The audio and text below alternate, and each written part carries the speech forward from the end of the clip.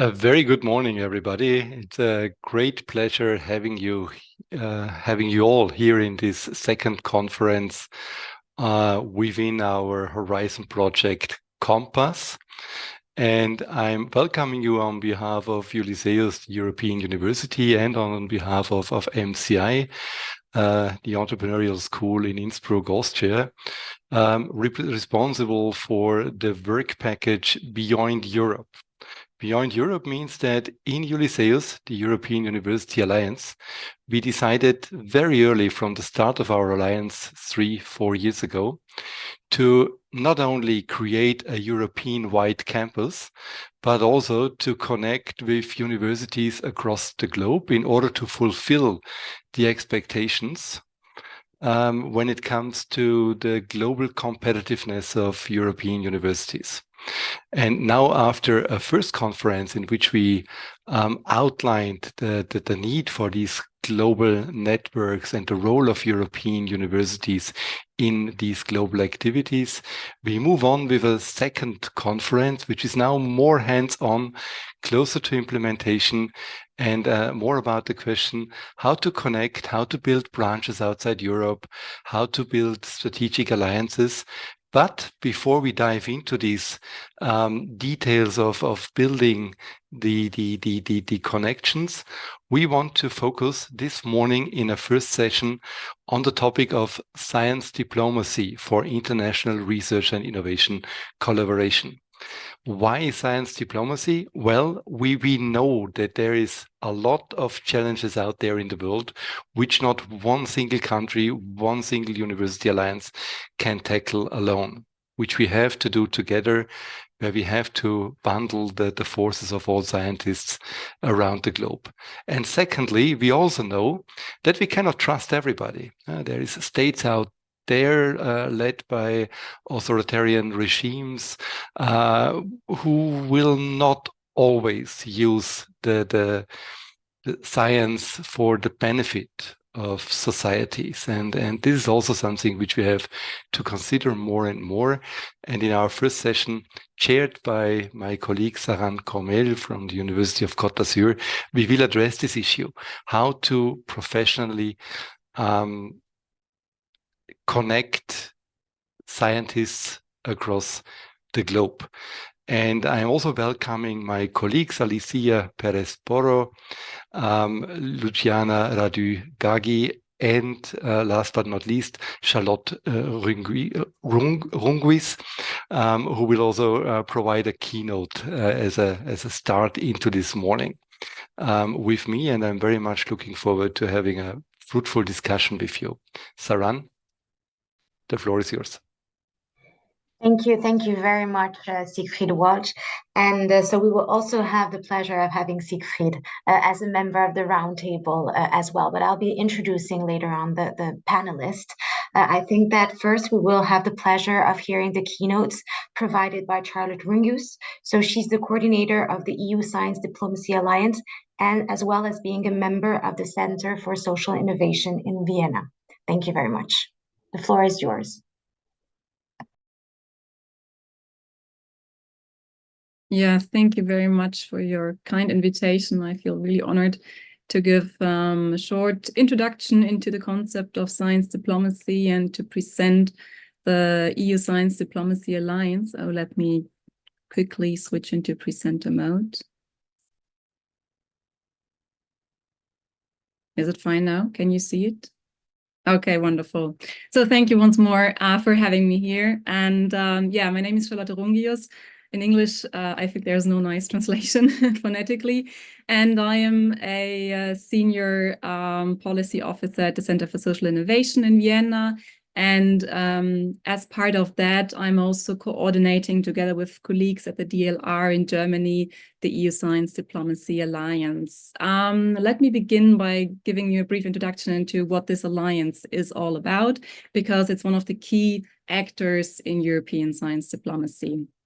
So this is basically a bottom-up collaborative initiative, and it was launched actually as a joint effort by 3 research projects that were funded by Horizon 2020, specifically on science diplomacy. So they started in 2018 and were the first major research endeavors into looking into the concept of science diplomacy and also developing recommendations on how to strengthen science diplomacy in Europe. I was part of S4D4C, and there were also INSID and LSIT looking at different aspects of science diplomacy.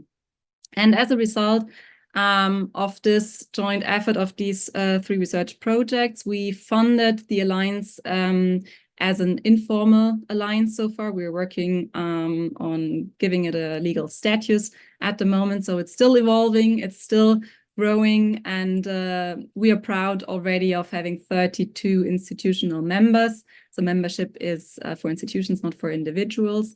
And as you can see, so there's mainly universities, so research stakeholders involved in the alliance from all over Europe, not only the European Union, we also have Norwegian stakeholders, but as you can see, we also have stakeholders at the intersection of science research and science policy, for example, the Andorra Research Innovation or DLR in Germany, and other international stakeholders as well.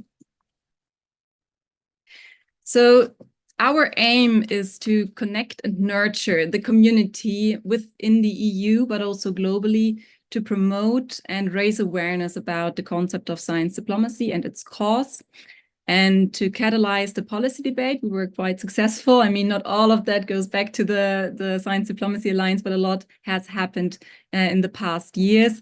So our goal is also to keep track of these activities. And nowadays, I can say also being part of policy initiatives and agendas that are currently being developed. I will go into that a little later. We want to promote knowledge exchange and provide interaction interfaces, and also, which is one of our original purposes, to encourage project collaboration. And I also would like to highlight that the Alliance is open for new stakeholders or new members, so please reach out to us if you're interested. I'll leave also the contact details and how to reach us at the end of the presentation. I leave the Alliance there, and I would like to give a brief introduction into the emergence of science diplomacy as a concept and as an activity. I think it's important to distinguish between the two, because the activity that we summarize as science diplomacy is quite old. It's not new, but the concept is new. We can trace back the concept or the discourse of science diplomacy to the year 2010, when it arrived in Europe. It originally emerged in the US, also in the context of the presidential elections, and mainly as a soft power tool around 2008, also trying to counter the Falconian years of the Bush administration. So we have the origins on the US continent, or on the American continent.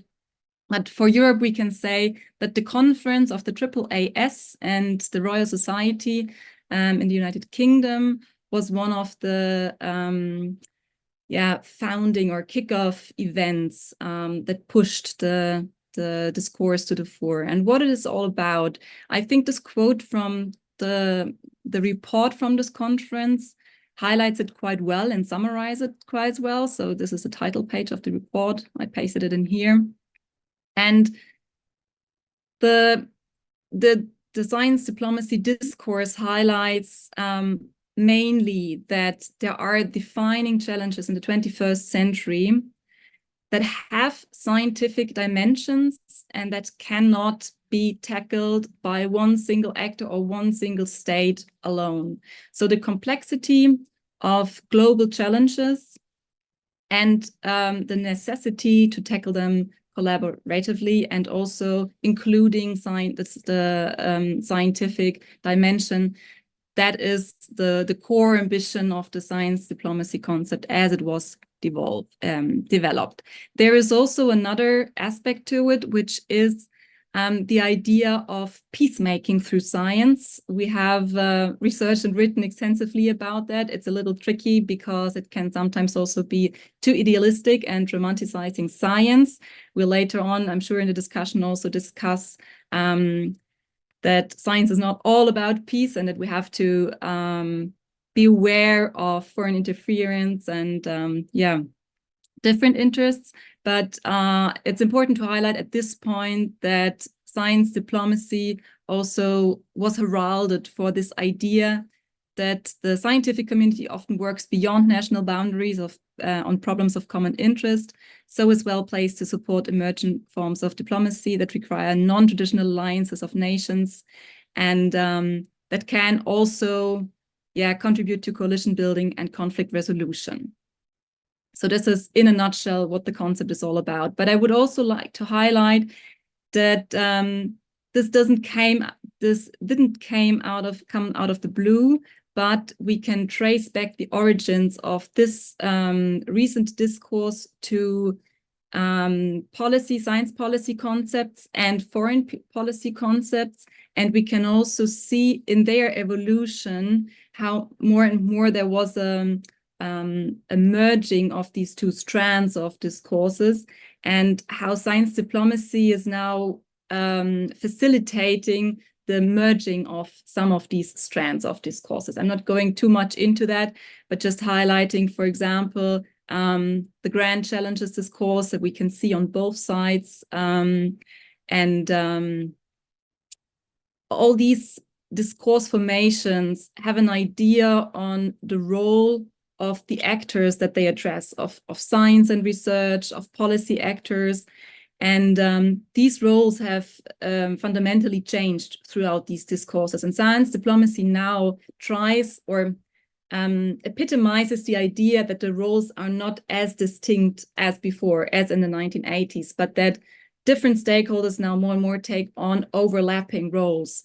So this is one idea that I want to highlight here. But let's get back to the report that I was just mentioning before, which is very pivotal and important for the discourse. And it's what makes it so relevant for the discourse is that it provided a threefold distinction to understand this very complex concept of science diplomacy, which can include a lot of different activities, but it provided a heuristic or a category that helps us understand the different activities a little better or categorize them a little better. So you might have come across this already. I'll just present it briefly. So this report distinguishes science diplomacy in the following way. So there's science in diplomacy. This is the dimension of science diplomacy that refers to scientific advice or science advice, and especially informing foreign policy objectives through science advice. The second one is diplomacy for science. So this is about facilitating international science cooperation, and science for diplomacy, which is about using science cooperation to improve international relations between countries. And recently, this was not part of the report in 2010, but has emerged in the discussion throughout the past years, is the dimension of diplomacy in science. And this is maybe relevant today in this discussion. This is about the enhanced role for universities as diplomatic spokesperson for the global commons of knowledge in a world threatened by anti-scientism, geopolitical uncertainties, and siloed information. So we know that this distinction that was provided in 2010 is still prone to changes and open to discussion, and it is changing. I think this is the most important slide that I would like to share today with you, because as already shown with the threefold distinction by the AAAS and the Royal Society, science diplomacy can include a whole variety of activities and actors. And this is the attempt of S4D4C, the project I was working for during 2018 to 2021, when we tried to more systemize science diplomacy. And it highlights these three distinctions a little bit in a different way. So there's scientific advice, and scientific advice obviously includes especially science and research stakeholders and universities, and can inform international relations or international policy and diplomacy through various ways, not only through doing research, but also engaging in scientific projects, engaging in advisory bodies and others.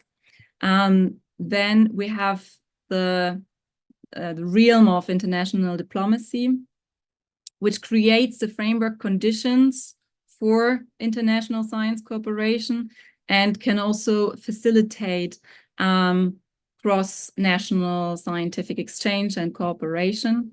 And then we have science cooperation itself, which is intended within the concept of science diplomacy to improve international relations, also by various means, such as joint funding programs or national funding programs that is aiming for international science cooperation, through agreements, through STAs, through transnational research organizations, of course, and also many others. So you see how this is all interlinked and involves a plethora of different activities and stakeholders.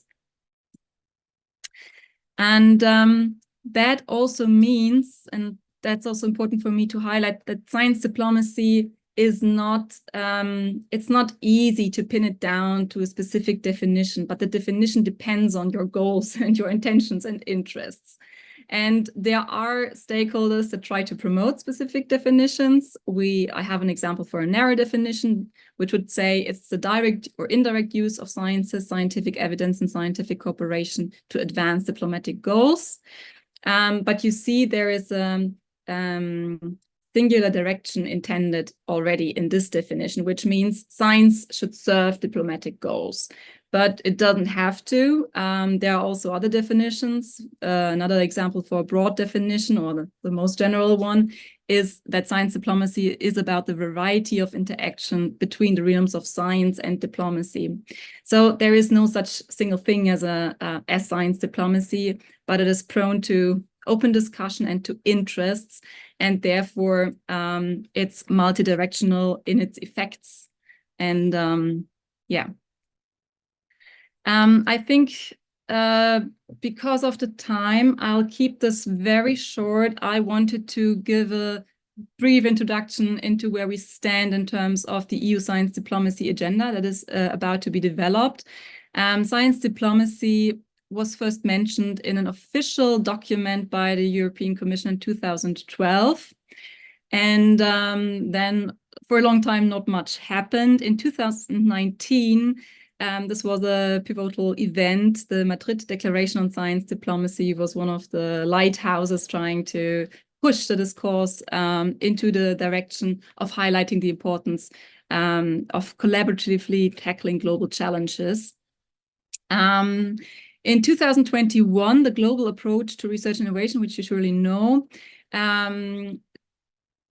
mentioned science diplomacy prominently, but also gave it a different twist and included it in its geopolitical strategy more and more. So what we can see at the European level is that there is more and more geopolitical and political strategic goals being connected to science diplomacy. And in 2021, later that year, the Council conclusions on the global approach also called the Commission and the European External Action Service to develop a European science diplomacy agenda. This was also discussed at the very big conference in Spain under the Spanish EU Council presidency in Madrid. And we are now currently developing recommendations within 5 different working groups. You can see the different topics of the working groups, and developing the recommendations for a EU science diplomacy agenda to be released by October 2024. I mean, the recommendations of the agenda. This is then part of the Commission.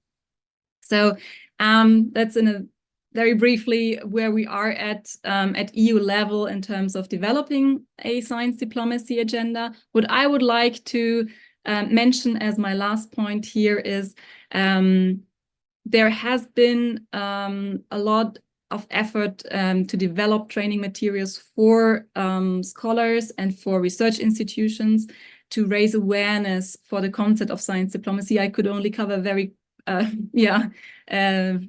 short and small range of what could be said about that. And so I just want to indicate there is more out there in the World Wide Web. And one is that S4D4C is providing a lot of training material. Thank you. I'll leave it there.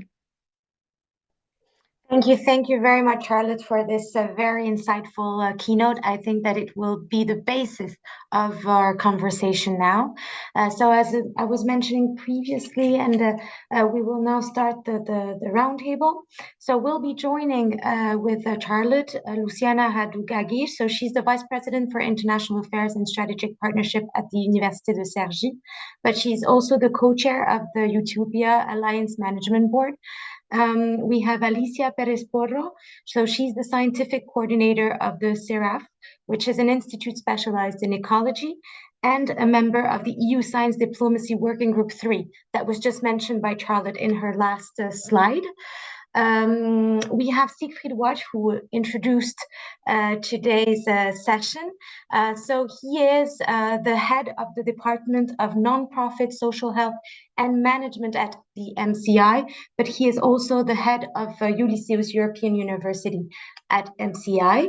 And finally, Charlotte, that I have already introduced. So the roundtable will be divided in 3 sequences, and we will be taking questions at the end of each sequence. So please don't hesitate in asking your questions in a written form in the chat, and I will make sure to take at least 1 or 2 questions depending on the time. The first sequence will be specifically on the role of European University Alliances in framing scientific diplomacy. And I will start by asking the first question to Luciana and Siegfried. Relying on Charlotte's presentation, how can European university alliances leverage their strength but also their expertise in order to contribute to the global research and innovation challenges through science diplomacy? So I don't know, Siegfried, do you want to start, or Luciana? I see that Luciana had unmuted herself. So go ahead, Luciana, please. Thank you very much, dear colleagues. Thank you for the invitation to your very interesting conference. It's a pleasure for me to represent Utopia and CY here. And what an interesting topic, so actual. And I think that we might advance a little bit in the discussion, but the conclusions are by far not yet achievable because the world is moving at such a pace that we can't understand very well, I think, the way in which things evolve. And Charlotte very well explained this very idealistic initial conception on science diplomacy, peace and world understanding. But ever since things happened, and in these struggles and unstable situations, very often science was taken as a hostage and was instrumentalized for purposes which were political and not at all peace grounding.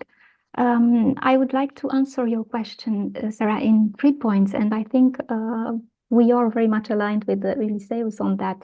So the first one is how alliances, and meaning universities forming alliances, can build scientific fundament, scientific background for science diplomacy, how social theory can irrigate actions on science diplomacy. Very, you know that what happened these last, let's say, 30 years is that science diplomacy or scientists were taken for experts at the service of princes. And which it's normal. This is the way things evolved ever since science diplomacy, which was not called like this in the past, existed. But now what we want to do in our alliances, and I think Siegfried will agree, is try to reinforce that fourth path that Charlotte presented, science and diplomacy in science. It's very important for us to be at the table of the negotiation, and that visualization Charlotte gave was very relevant. Very always scientists were at their table, and everything they said eventually went to the table of the policy making people. And we would like to change that by saying we have the knowledge and we have also a voice to be heard in that joint negotiation discussions.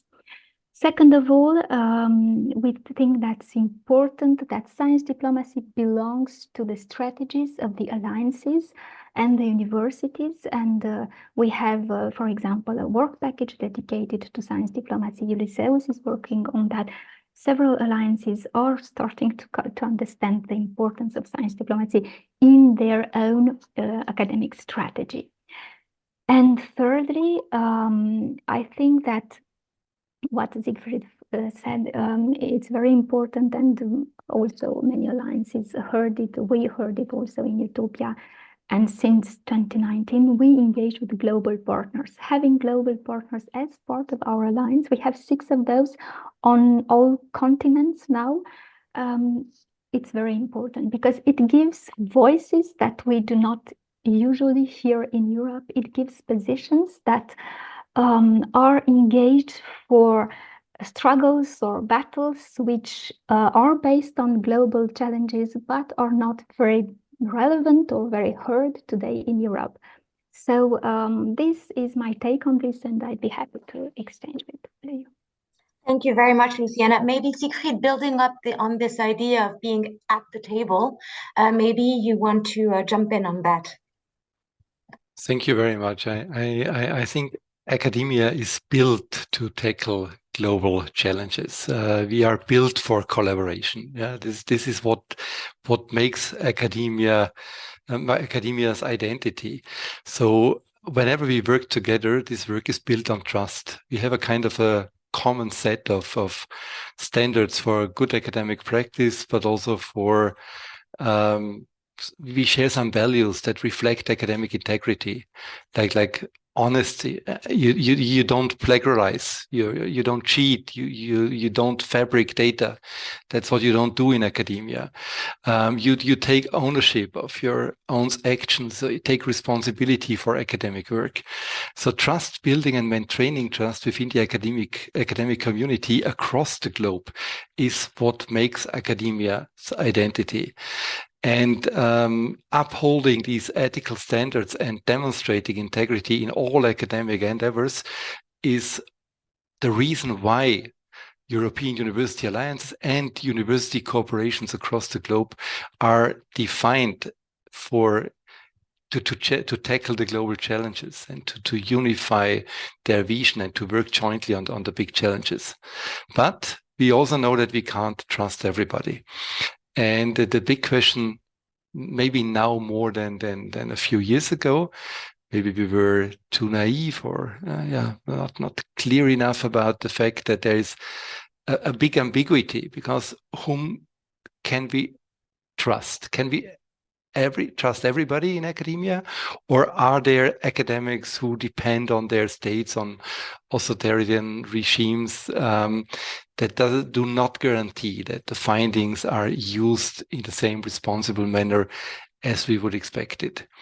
And therefore, I think having a group of university within these European alliances that build not only trust, but that share also the value set of democratic states, who know that the findings will be used to tackle global challenges and not to fulfill some national interests and to overthrow neighbor states, is something we have to keep in mind. And when I go back to Charlotte's presentation and the Madrid Declaration and also the findings from the conference in December, maybe it's now very much about also providing trainings and guidelines for researchers collaborating, so that they understand when they work with researchers from non-democratic states, how to deal with these situations, how to to make sure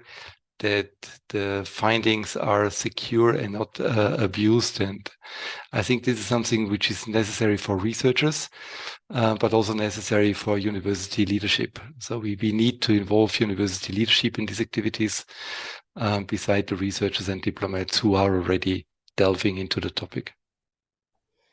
And Alicia, building on your experience as a scientific diplomat, scientific advocate for many, many years, and from what Siegfried just mentioned, what would be, in your point of view, the role that European University Alliance representative could hold in all that, and what maybe are the best practices to be observed at your level? Thank you very much for inviting me to this super interesting event.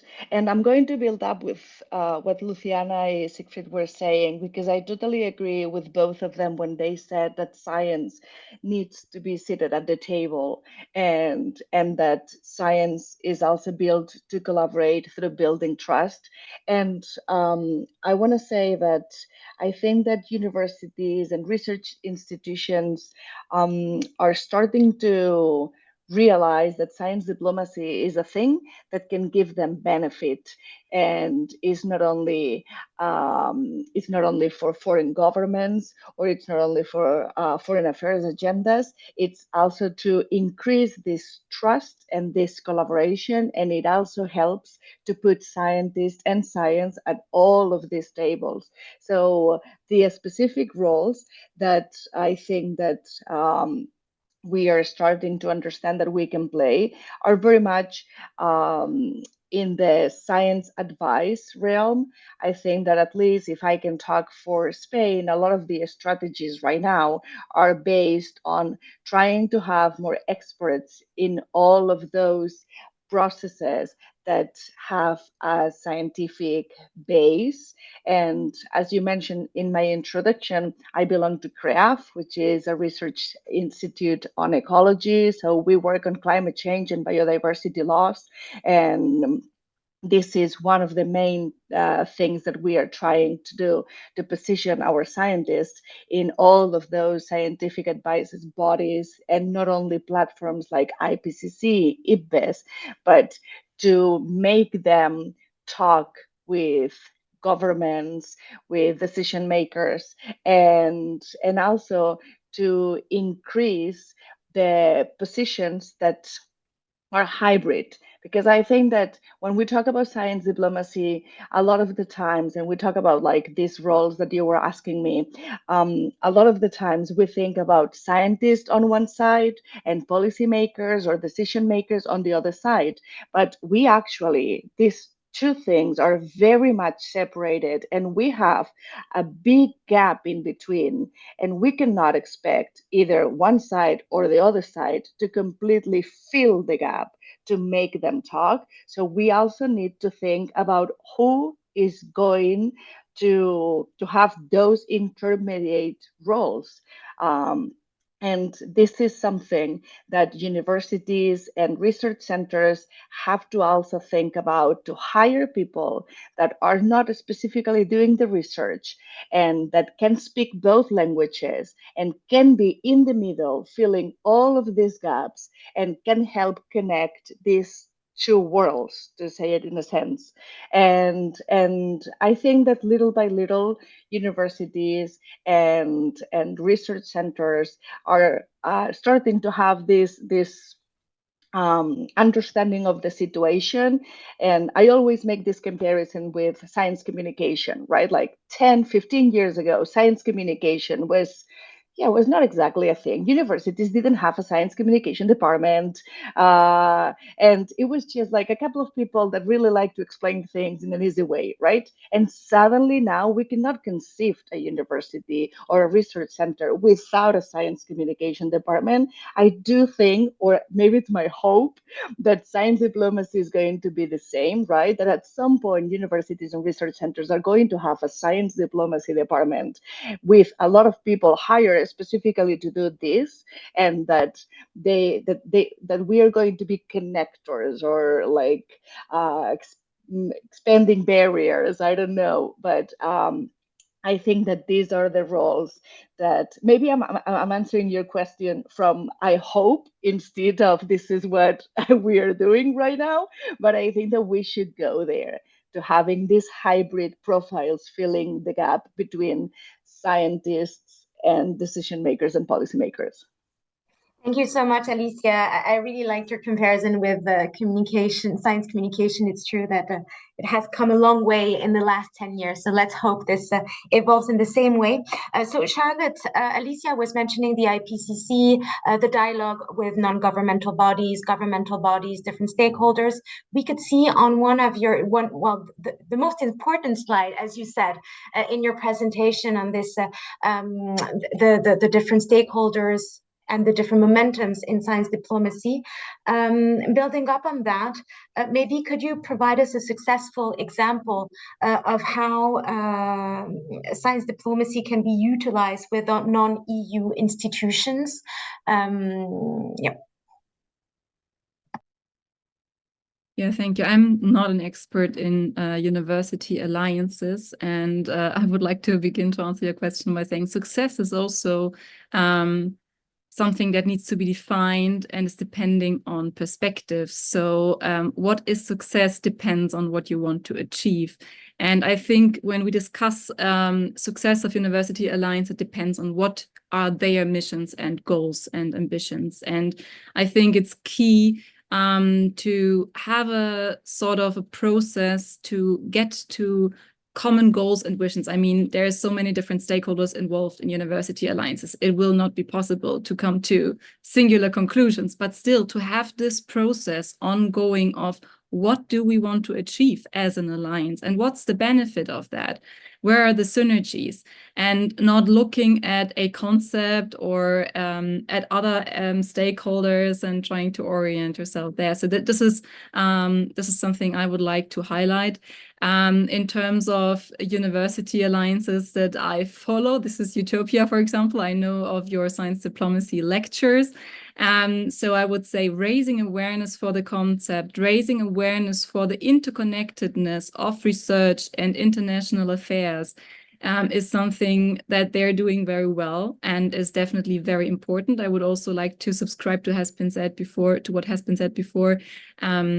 Alliances, but universities as such more and more will need to provide guidelines for their researchers in how to interact and cooperate with other researchers, especially if they come from authoritarian states, not leave them alone in these tricky enterprises and environments. So there's many very different tasks, I would say, and yeah, a lot to support the cause of science diplomacy. And I would like to add something to what Alicia said about the specific roles of faculty or researchers and administrators in the university alliances or universities as such. And I think one thing I would like to add is allowing for different career paths. We're still living in academia that has clear ideas of what a successful academic career path is. And I think it's also a part of the job of the administration and the faculty to see if there are ways to open up these career paths. Yeah. Thank you very much, Charlotte. So I will be asking the last question for this sequence. So please feel free to ask some questions in the chat. I will be taking them in a small minute. This last question will be for Luciana and Siegfried, but please, Charlotte, don't hesitate in challenging their response. Same for Alicia. So how do you, so Luciana, Siegfried, how can the proposed European framework for science diplomacy provide support and guidance for the European university alliances in the international research and innovation collaboration? So Luciana, you were mentioning that you have a whole work package about it. So how have you, so I imagine the work package was designed before maybe the big announcement by the European Commission. So is it coherent? Is it helpful? Did you have to adjust? We didn't have to adjust, but the framework provided complementary information.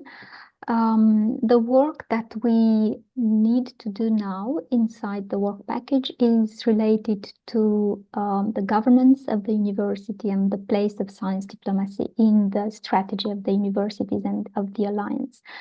What the European framework provided are thematics, immediate strategic thematics on which we hope, Charlotte, that very soon we'll have funding to go with, because what we need now is to build new projects. The three that are now forming the EU Alliance for Science Diplomacy were amazing. We need new projects, science-based projects, to develop on these specific thematics, so digital transformation, global health, etc., etc. These are strategies of the European Commission, and in the same time, very often strategies of our own countries.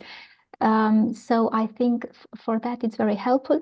That is a framework, yet it's not the way in which science diplomacy will be present in the next program, European Commission funding program. So we are very eager to hear how the Commission would like to position on these topics.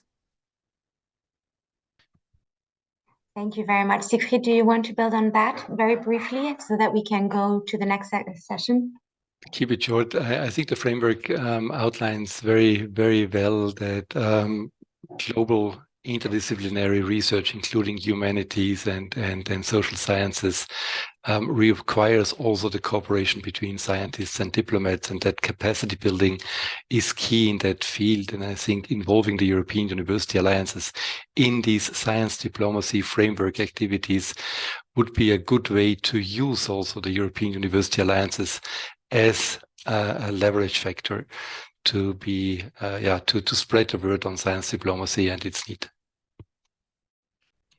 Thank you very much. So I see no questions for now in the chat. So what we'll do is that we'll go to the next session dedicated to the question of how can scientific diplomacy be used as an instrument in the development of the European university strategies. I think that it's quite complementary actually with Luciana last point. And so Siegfried, I will stay with you for one question regarding the joint research agendas and how can the science diplomacy facilitate the co-creation of these joint research agendas between European university alliances and non-EU partners? We don't have to reinvent the wheel. I think there's a lot at the table. When we look at the strategy, we want to tackle global challenges in a global and interdisciplinary way. We know what we want. We want to bring together and keep together researchers, academics, other academic roles. We want to keep them together and to work together on these global challenges. And very often we find a structure for that. We have international organizations that bring together these people and make sure that they have a platform to interact and to exchange. But sometimes these structures are not given. Sometimes we address issues where we feel we don't need to start at the global level immediately. It's maybe enough to start at the alliance level and the alliance's partner level. And for this, we have built innovation hubs in our European University Alliances. So in our European University Alliance, there is an innovation hub on cybersecurity, sensitive on cybersecurity, together with all the European universities involved in the alliance, including Montenegro. And from there we take it. From there we build our links with other partners around the world. From there we connect with international organizations. And I remember a scientist from the US who recently shared his views on science diplomacy with us. And he proposed a kind of a Schengen system for scientists. He said, we trust each other in Europe, at least some countries, and we remove the border controls, and we call that the Schengen area. So within this area, we trust each other, we allow people to move freely without border controls. And maybe in some of the sensitive areas, we have to establish something similar where we say, well, what is the Schengen area for this topic? With whom can we freely cooperate, and where do we need to be careful? And that's where I guess we need to collaborate with the diplomats as the academic sector, and where we have to make sure that we find mutual interests between European University Alliances and non-European partners, but in a sensitive sense that is also aware of possible foreign interference and the risks when it comes to international cooperation, beside all the benefits that we know of. Thank you. And so maybe building up on this idea of the Schengen area of science, and turning up to you, Alicia, regarding capacity building. So do you have in mind a best practice that could be shared on capacity building for science diplomacy? Or maybe how science diplomacy has been involved in capacity building at an international level? I think that nowadays there's not a lot, but there's a couple of programs that work on capacity building. The one that comes into mind right now, beyond S4D4C, that you used to have, I don't know if you still have it. You used to have an online course that it was like really well done and everybody could do it online. It's still open. You can still take the online course. We don't have the Open Doors program anymore, but the online Okay. course is So I totally recommend it. I did it for fun, and I have to say that it's really well done. So if you wanna have like a deep knowledge on science diplomacy, the S4D4C program was really well done. And but there are other immersion programs that they're in person, and that's why I'm highlighting the S4D4C because it's online. And there used to be the AAAS one in the US that I believe that doesn't exist anymore. Then there is one in Europe that is called JESDA and is anticipatory science diplomacy. Started a couple of years ago, and and I believe that is in June every year. TWAS also organizes capacity building workshops, and then there's like some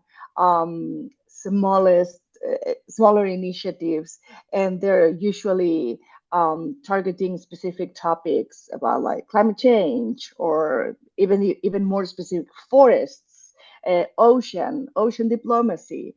Um, and I think that because of this sweet moment that we are having with science diplomacy, I think that there's also one in Barcelona, the SciTech Diplo Hub.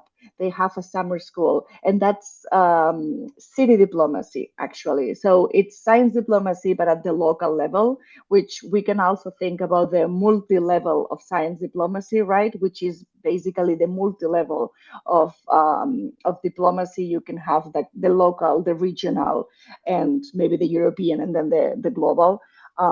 So capacity building is something that is increasing. I've seen it, like people are more interested in getting trained and in getting the tools.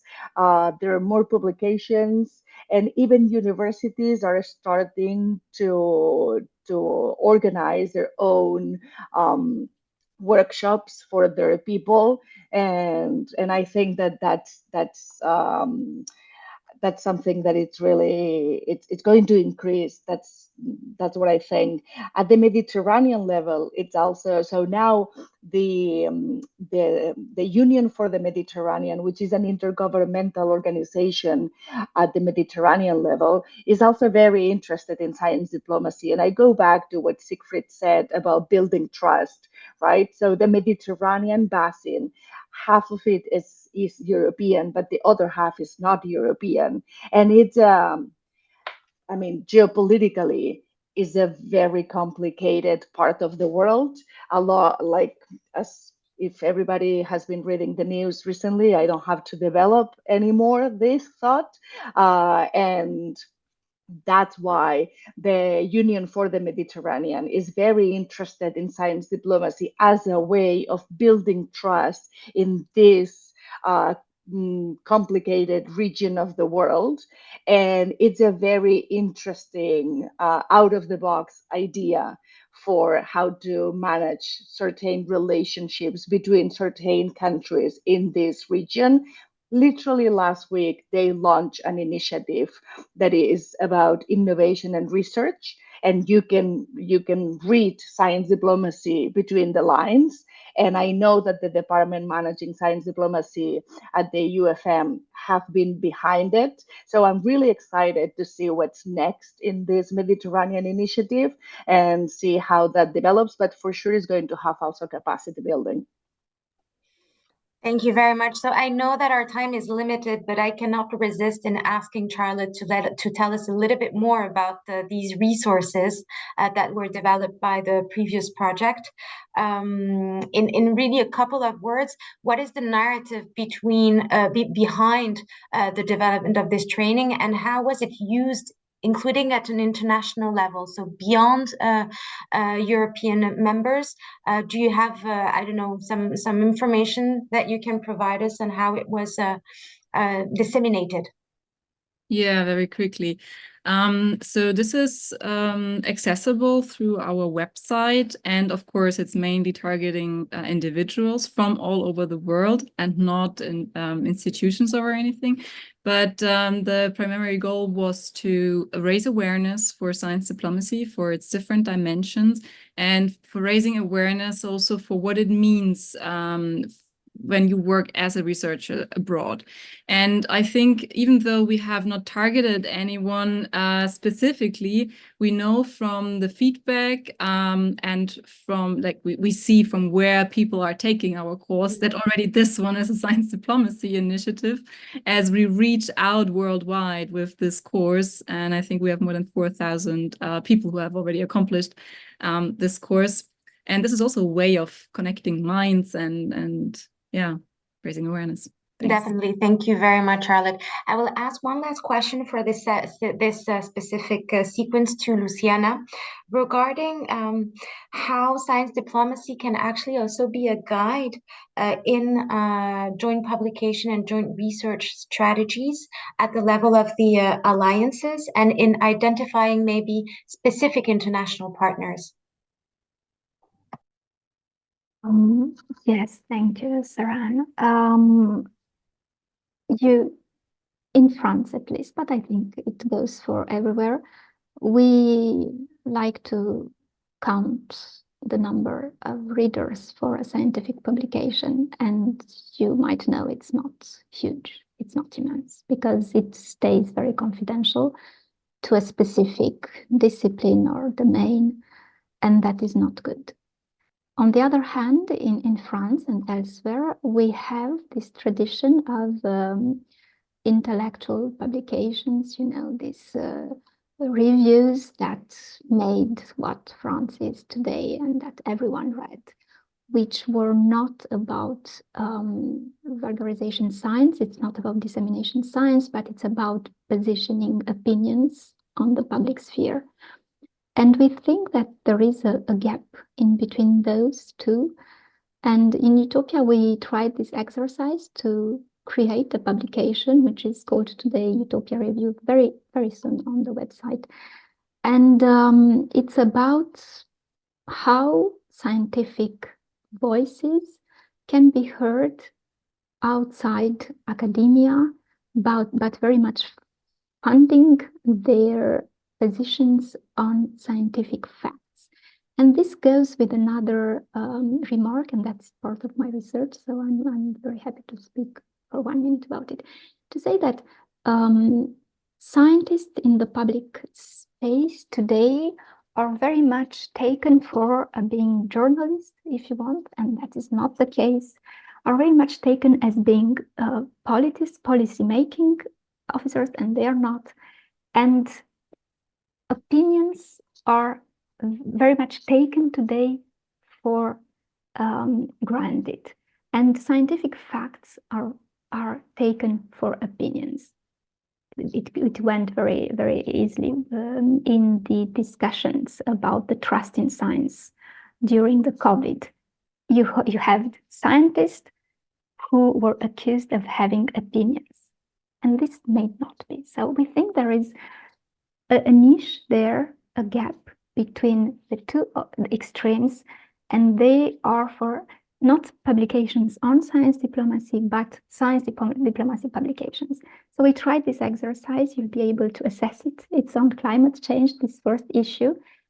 It's an exercise. Let's build it better together in the future. And I think it's an example. It doesn't, Charlotte knows this better, but it doesn't exist at a large scale for the moment. So maybe us alliances can work on that also, building on the fact that we have so many members among us and the huge communities of scientists. And so maybe, Luciana, just a follow-up question. When you say that sometimes scientific facts are taken as opinion, is it that there's a lack of trust in science? So Siegfried was mentioning the fact that we had to create this arena of trust between in science. Do you believe that it also reveals a lack of trust in science? Absolutely. In the public sphere, everywhere, I think in all the countries, these last 10 years were the context of creating this trust in science, that based on disinformation, science became one of the informations hanging out there and not being related to scientific research any longer. And our job is to make sure that this doesn't happen anymore.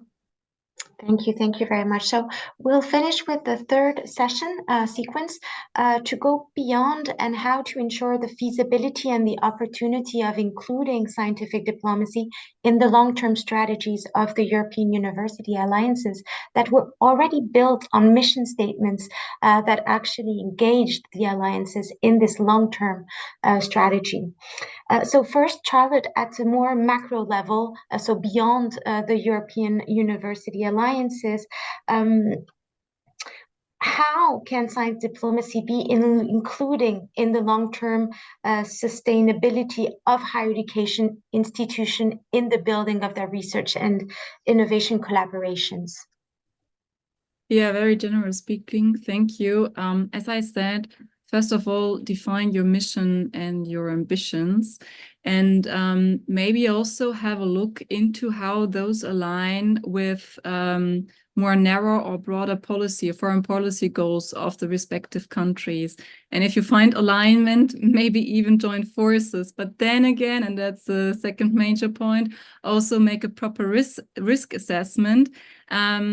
Both in terms of not being too much incorporated into the foreign policy agendas of governmental agencies and interests, but also risk assessment in terms of who are the ones that you're cooperating with. I think on the one hand, science diplomacy, of course, is a lot understood as joining forces from science and diplomacy. But then again, it's very important for science to stay effective as a more neutrally perceived force in this international collaboration, also to stay independent from national actors. So I think that's very important to highlight. And regarding the risk assessment, what I just mentioned, as there are more and more tools for capacity building, as Alicia very well summarized, there are also more and more instruments and guidelines being provided on research security, responsible international cooperation. I just want to mention one. This was provided by our colleagues from DLR. It's called safeguardingscience.eu. That's the website, where you can actually get even individually tailored advice when you have a specific agenda and collaboration idea in a specific country, to get an assessment and to jointly work on this assessment together with the advisors. There's other instruments out there as well. There's guides that are being published from different national authorities, but also from research collaborations. So that would be my take on that. Thank you very much. So, Luciana, Siegfried, don't answer now. You have a little bit of time to think about it. I will ask a question to Alicia, but in the meantime, can you think about, in one word, what would be the main challenge faced by European university alliances in initiating partnerships with non-EU institutions? Siegfried, you cannot use trust. So I'll let you think about that. And in the meantime, Alicia, coming back to you, I would like maybe for you to illustrate with a specific a project. So Charlotte is going to tell us that success is about the goal that you have set, but maybe on top of your mind, maybe one initiative you have been part of in terms of scientific diplomacy that has reached the goal that was envisioned in the beginning. Honestly, I cannot think of any that has been completely successful with the initial goal that they decided. I also think that this is because we are required to have a lot of flexibility when we think about science diplomacy, because there are a lot of interests in place, and you need to be able to adapt, especially when you are collaborating with different countries. And I go back to the Mediterranean because CREAF is based in Barcelona, in Spain. We like to say that Barcelona is one of the doors to the Mediterranean. So there are a lot of Mediterranean institutions here. It's like a hub for Mediterranean institutions. And because of that, we have been collaborating a lot with Mediterranean institutions and different countries. And it was a big learning for me. I come from the US. I mean, I'm from Spain, but I come from the US. I've been in the US for 14 years, and it was a very different scenario there. And here I had to learn more diplomacy than science, and a lot of flexibility, resilience, adaptability, and I think that maybe so I was part at the beginning of this initiative that I told you that was launched last week by the Union for the Mediterranean and the European Commission. I facilitated a workshop for science diplomacy in the Mediterranean. That was 2 years ago, and I think that maybe the initial goal is not yet being fulfilled, but I think that the fact that initiative like that was able to be launched with the commitment of the European Commission to be a part of it, and an important the most important intergovernmental organization at the Mediterranean region right now. I think that that's a success per se, especially with what is happening in this region right now. So all the countries of the Mediterranean basin sat down, all of them, including the ones that have a war, an active war right now. And they said, yes, this is important. So I cannot think of something of a better definition of success right now than this. No, definitely. It's sure that it shares a very strong message. Thank you very much, Alicia. And we will, of course, be following on this initiative, very recent but very promising initiative. Luciana, Siegfried, do you have your word in mind? Outside the Luciana? box. Siegfried, sorry, go ahead. Outside the box. Let's think outside the box. Let's look beyond the ivory tower. We have learned to connect with stakeholders, with practice partners to enrich and make our research more relevant. And now we have today to do the same with state actors to understand with which countries it makes sense to collaborate. Luciana? I think European alliances have to play the role of science diplomats in the cases where national influence roadmaps are sometimes contradictory. We might work with universities in countries, and our respective ministries might not be aligned, but yet we decide to work together. And I would like to say that it's also a little bit the case in Europe, and the fact that the European Commission invited the alliances at the table of discussions on matters like what legal status for the alliances or European degree, it means a lot for us. Meaning it's not only the governments that are invited, but alliances, and thus universities are invited to give a position, not only an opinion, we spoke about opinion, a position on this. What we want is important. So I think it's great. Thank you very much, Luciana. So I was supposed to do closing remarks, but I think that Siegfried and Luciana conclusion says it all. So thank you. So there's maybe just one question, because we haven't talked about that, and I think it's very important. So it's an open question, so any panelist can take the question. So maybe more specifically about Charlotte, but anyone can answer. So it's from a colleague so I don't know exactly where, but he mentioned or she mentioned an African university. And just to make sure that all the resources that have been developed within the project Charlotte coordinated is absolutely open, and it can be followed from everywhere in the world. I believe so, but Charlotte, can you confirm? Yeah, that's correct. If the question was if it's accessible from everywhere, it is. And if we're talking about s4d4c.eu, you can check it out. There's many more training material and the online course accessible. Okay, perfect. Well, I think that this closes our roundtable. Thank you, a million thank you to all our panelists. Yeah, this has been a very insightful and enlightening conversation that I hope will be continued and pursued in the following weeks, months within the European working groups and of course beyond. Thank you very, very much. And thank you for everyone that has participated to this conversation. Thank you. Thank you.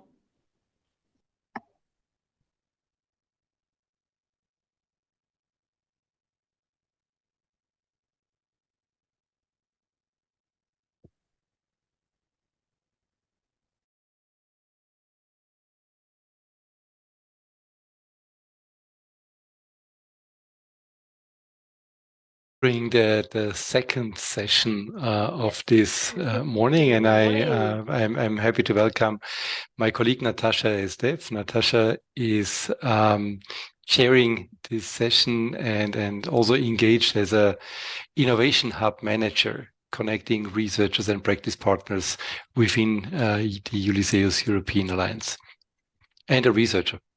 Natasha. Thank you very much. Good morning, everybody. It's a great pleasure to see you all here today. This second session is going to be about best practices for international partnerships with European university alliances. And the purpose of this session is to give our audience valuable insights on how to establish and how to foster successful international partnerships. There's going to be different topics discussed. The key consideration for choosing partners, whether this is based on research, complementarity, or geographical consideration. We'll discuss as well best practices for joint research projects and the different research opportunities that can be created. And we'll also tackle the hurdles and the solutions when it comes to creating these international partnerships with European university alliances. I would like to welcome our speakers for today. We're going to have a presentation for about 15 minutes that is going to be led by Alessandra Fioropla from the University of Torino. From the UNITA Alliance, Alessandra is the institutional coordinator for international mobility, and Francisco do Adro from the University of Beira Interior in Portugal, also part of the UNITA Alliances. Their presentation will be followed by a panel discussion, very similar to the panel discussion we've just had for science diplomacy, and they will be joined by Selma Porobic from the Palacky University in Olomouc in Czech Republic.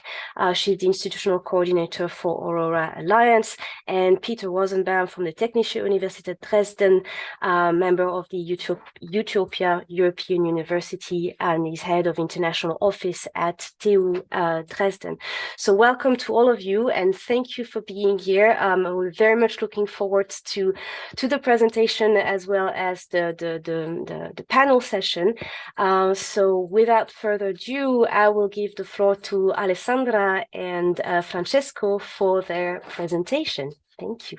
Thank you very much, Natasha. So we will do a joint presentation, and I will try to share my screen if possible. Yeah, I think it's possible because we prepared a presentation. Can you see my screen, right? Okay. Yes, we can. Okay, so indeed, so I will start with this talk, and first of all, and then I will give the speech to Francisco. We are both part of the UNITA Alliance, and so before really introducing you to our best practices for international partnership, just let me introduce a little bit our alliance. So we are UNITA Universitas Monsium, and we are a partnership of a consortium, an alliance of 12 universities,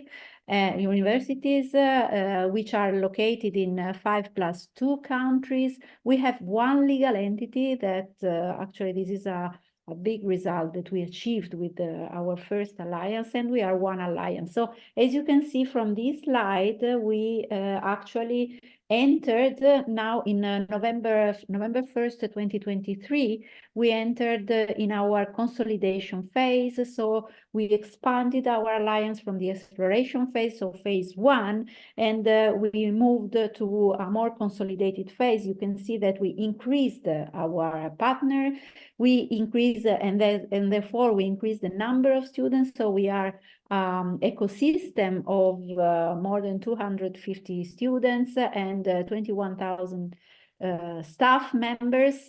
So we are a huge ecosystem that is located, as you can see, but I will tell you a little bit more, that is located in this virtual lane that is a mountain lane that encompasses the whole Europe, going from Portugal till Romania, and we included this, and this is our map of the partners, and we include this year in the new phase also Switzerland and Ukraine as associated partner. We also have we have 50 associated partners and 30 Gemini partners. That is exactly what we will talk about today. Francisco will talk about.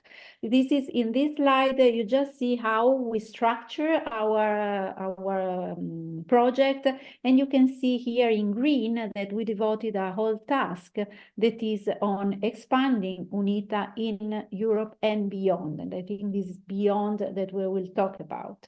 So just very briefly, what are our central themes that distinguish UNITA from the other alliances?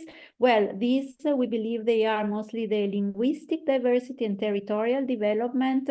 Indeed, our alliance is very much concentrated in Romance, in countries that are that have in common the idea that the language that is a Romance language, and we use this Romance language to also as a tool that is very useful for us. The other very important part is the territorial development. We are in these line mountain territories, and we believe in this development of our territories. The others are, I think, are central themes, but are much more in common with the other universities.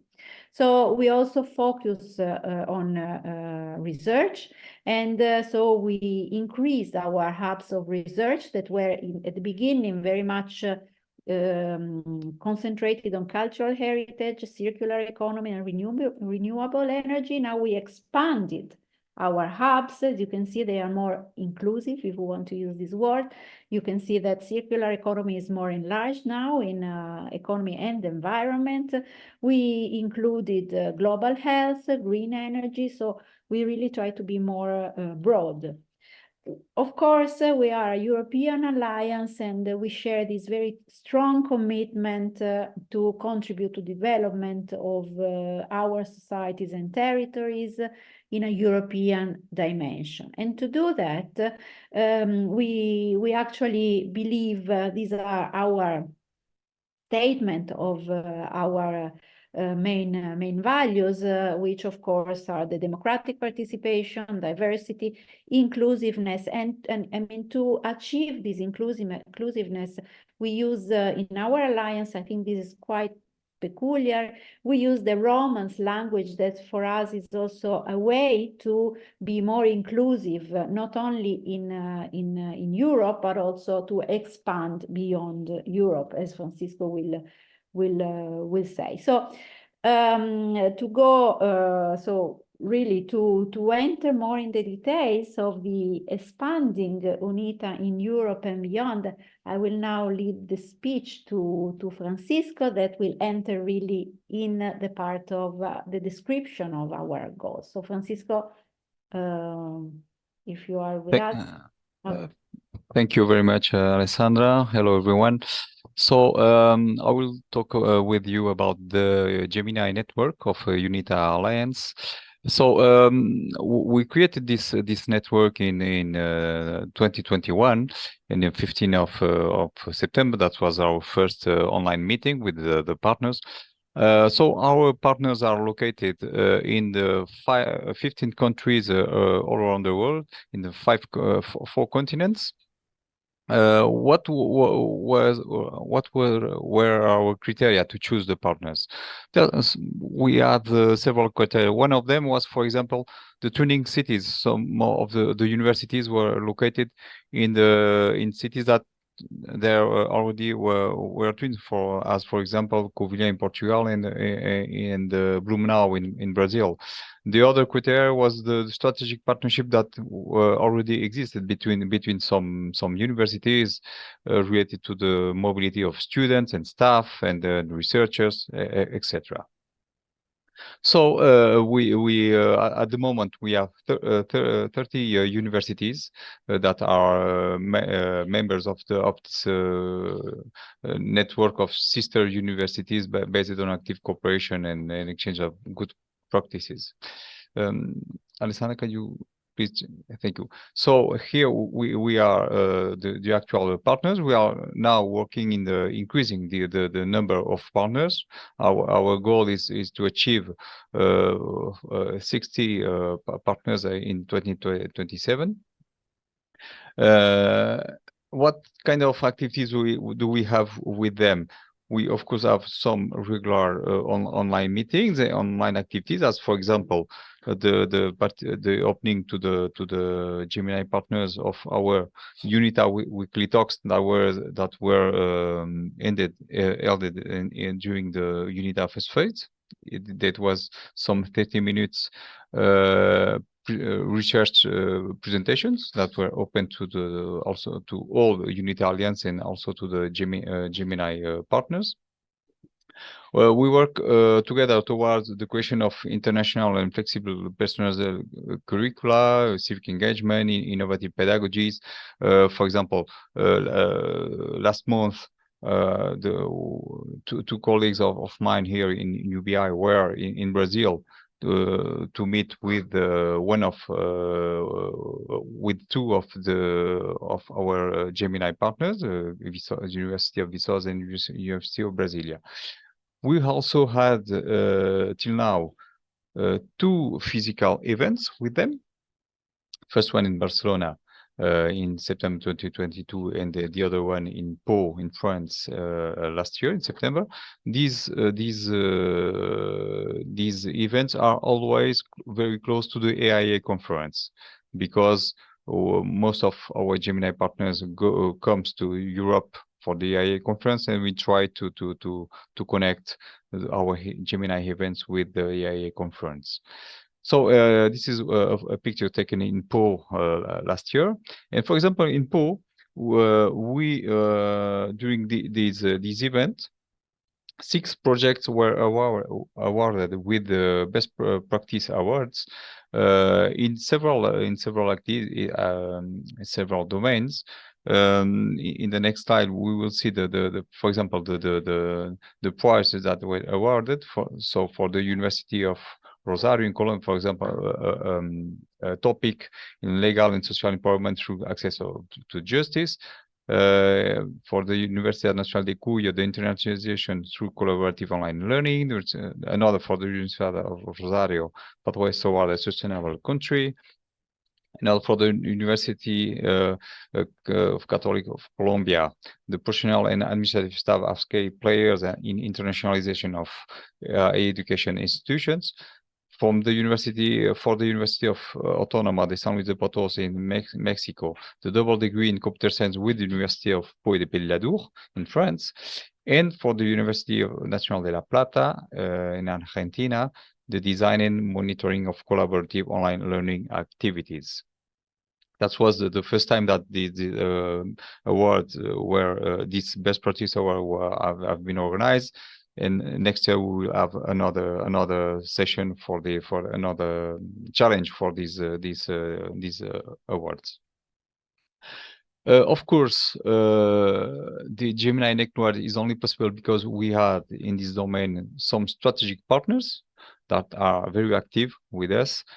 L'Agence Universitaire de la Francophonie, l'Associação das Universidades de Língua Portuguesa, l'APICAD, the International Association for the Promotion of Internet Comprehension and Dissent, because in UNITA Alliance we talk about intercomprehension in Romance languages. We have regular online and on-site courses dedicated to students or to staff in intercomprehension. The Euro-Montana Organization, and also la Organización de los Estados Iberoamericanos para la Educación, la Ciencia y la Cultura. So these are our strategic partners in the Gemini actions, if I can use these words. Now, I will talk with you a few minutes about a project that we had 2 years ago in UBI in Covilhã. It was a capacity building project with the Catholic University of Guinea-Bissau, and the goal was to capacity building intensive training for 20 mathematics teachers of Guinea-Bissau. 2 of our mathematics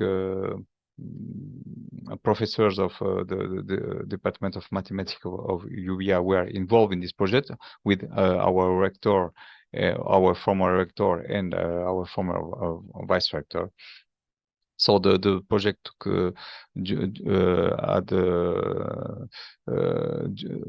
was held in the Curia Diocesana during 10 days in Guinea-Bissau.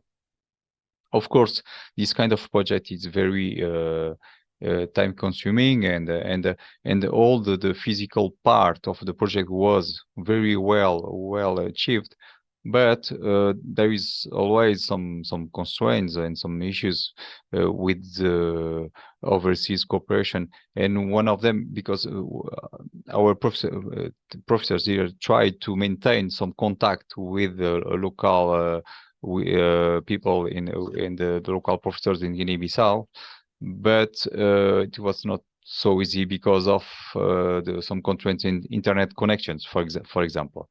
I think the note is on the next slide.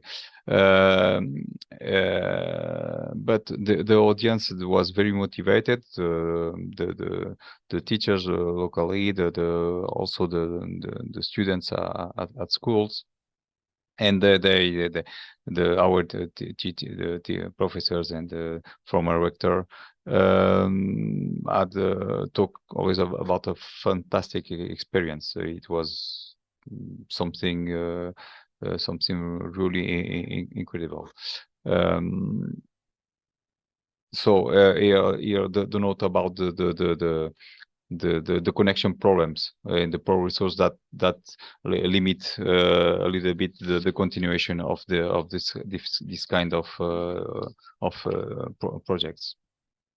I will now give the phone to Alessandro to talk about the DOSET for Africa, a project from University of Torino. Thank you.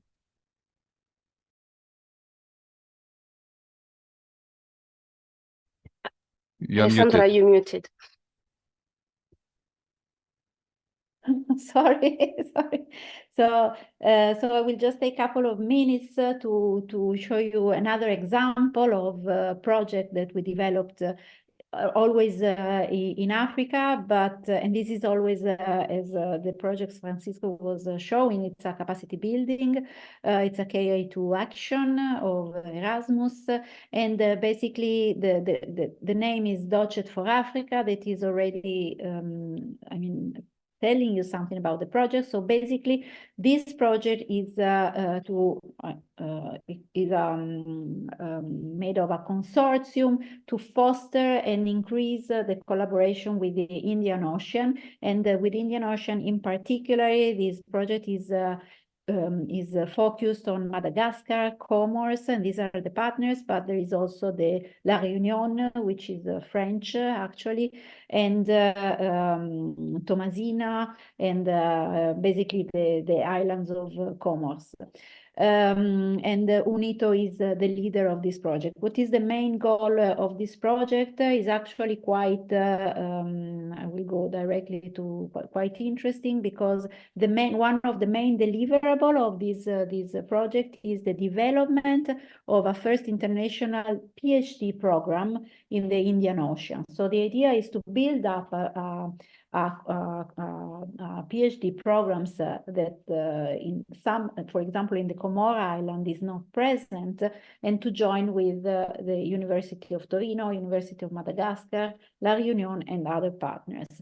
And the PhD and the other important point of this project is which is it is focused on the themes of sustainability and biodiversity. So the main idea, sorry, is to build a PhD program that is based on the development and biodiversity conservation, and therefore to increase the creation of an educational offer that is adapted to the requirements of the labor market in Africa. So and this project comes from years and years of collaboration, and which is also between University of Torino and the University in the Indian Ocean. So this is another very good example. This project is ongoing, so we didn't reach the end,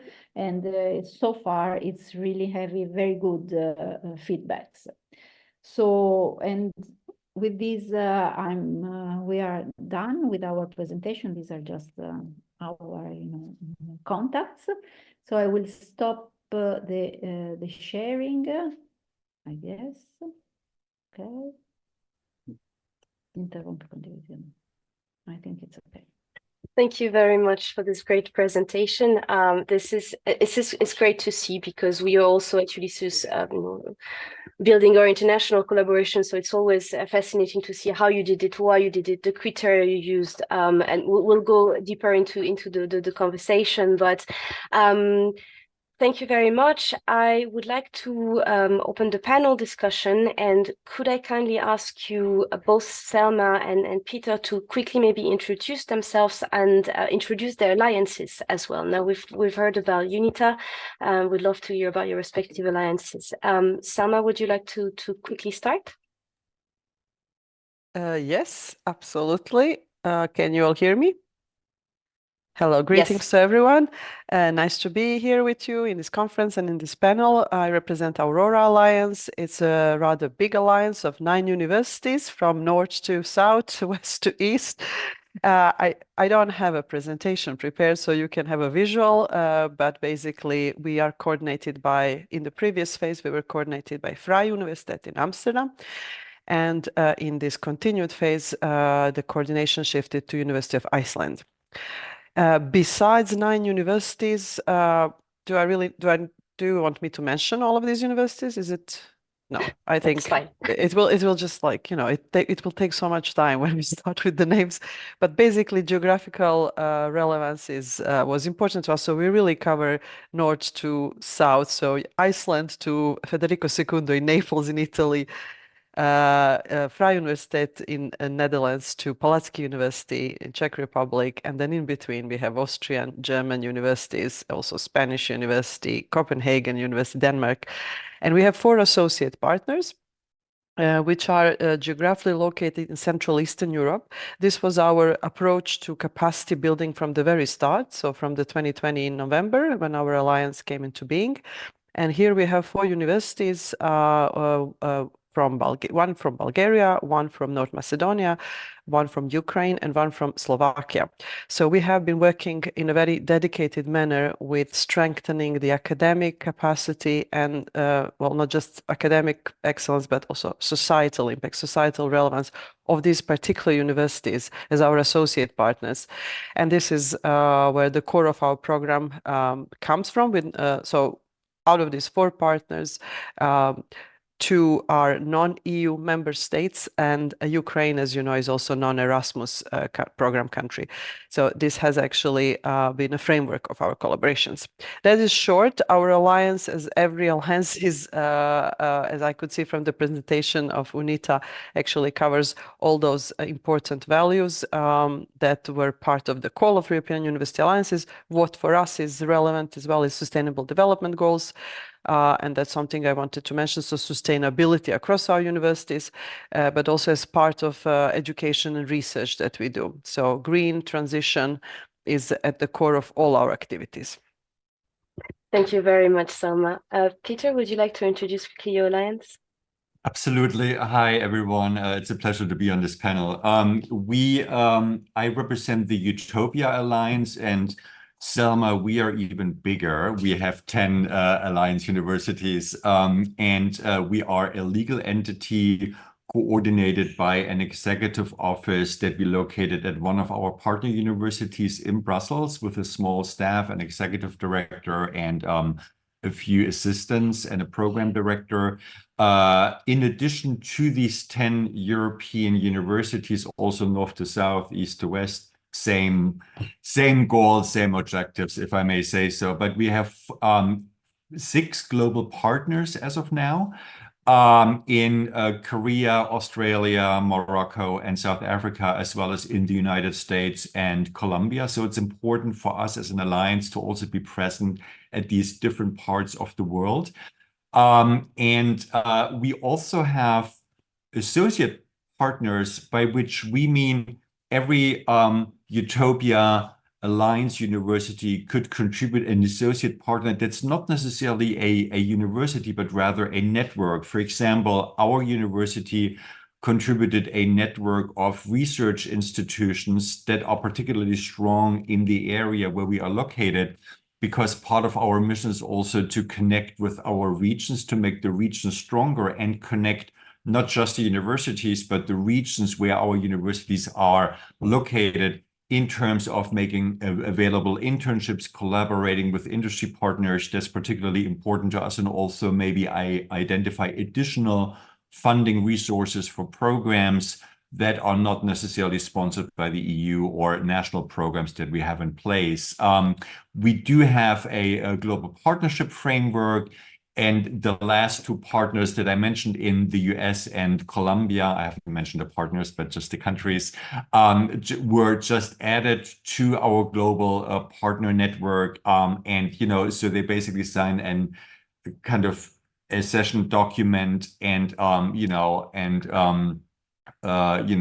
sign on to the values of our alliances that I'm sure are very comparable to the values of all of the alliances present in this room, in this forum. So that's who we are in short. We can talk a bit more about how we select partners, but I'm sure Natasha's going to ask us a few questions, or someone else. Right. Thank you. Thank you so much. Thank you so much. Actually, talking about selection of partners, because Alessandra and Francesco, you mentioned that you looked at twinning cities, you looked at existing partnerships when it was about finding new partners. Was there any other criteria that you looked at when you decided for the new partners, apart from the language as well? And that question will also go to Selma and Peter as well. What would be the main criteria that you look at when saying, okay, we want this partnership to happen, and these are the criteria they need to fulfill that we need in order to create this partnership. I can tell you, if I may just go ahead. Sorry, Please go ahead. I didn't raise my hand, but one of the more current partners that we chose from the United States, there were a couple of reasons why we chose them to be a global partner, one of which is their strength in semiconductor research. And that is an area where many of our alliance universities are engaged in. It has to do both with research, but also with the recruitment of students for these study programs and the recruitment of the workforce of tomorrow. So they were particularly interesting because they are embedded in a very strong Midwestern network in the States, and also have offices in Europe that work very closely with industry partners.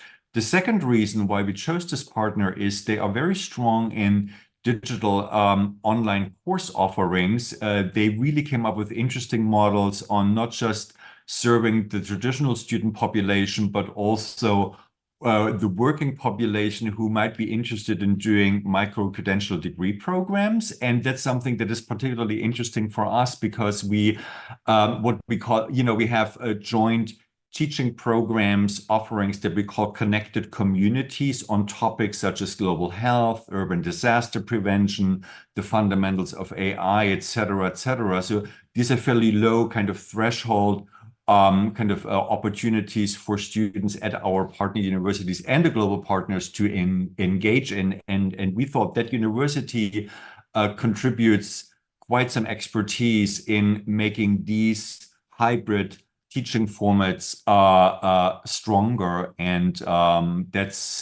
these are two reasons why we picked them, and also because it's North America, and we thought we really want to be present in North America as well, in addition to the research and teaching strengths of this university. So these were like three considerations, and just to add a footnote to that, we all understand that not every member of our European alliance will necessarily sign on to this. I mean, we have a formal procedure on how to select these partners, but we don't necessarily expect every university to necessarily fully engage in every partnership, because that would not be possible. So there's always like a group of universities that engage particularly actively with a certain university, and others do likewise with other partners.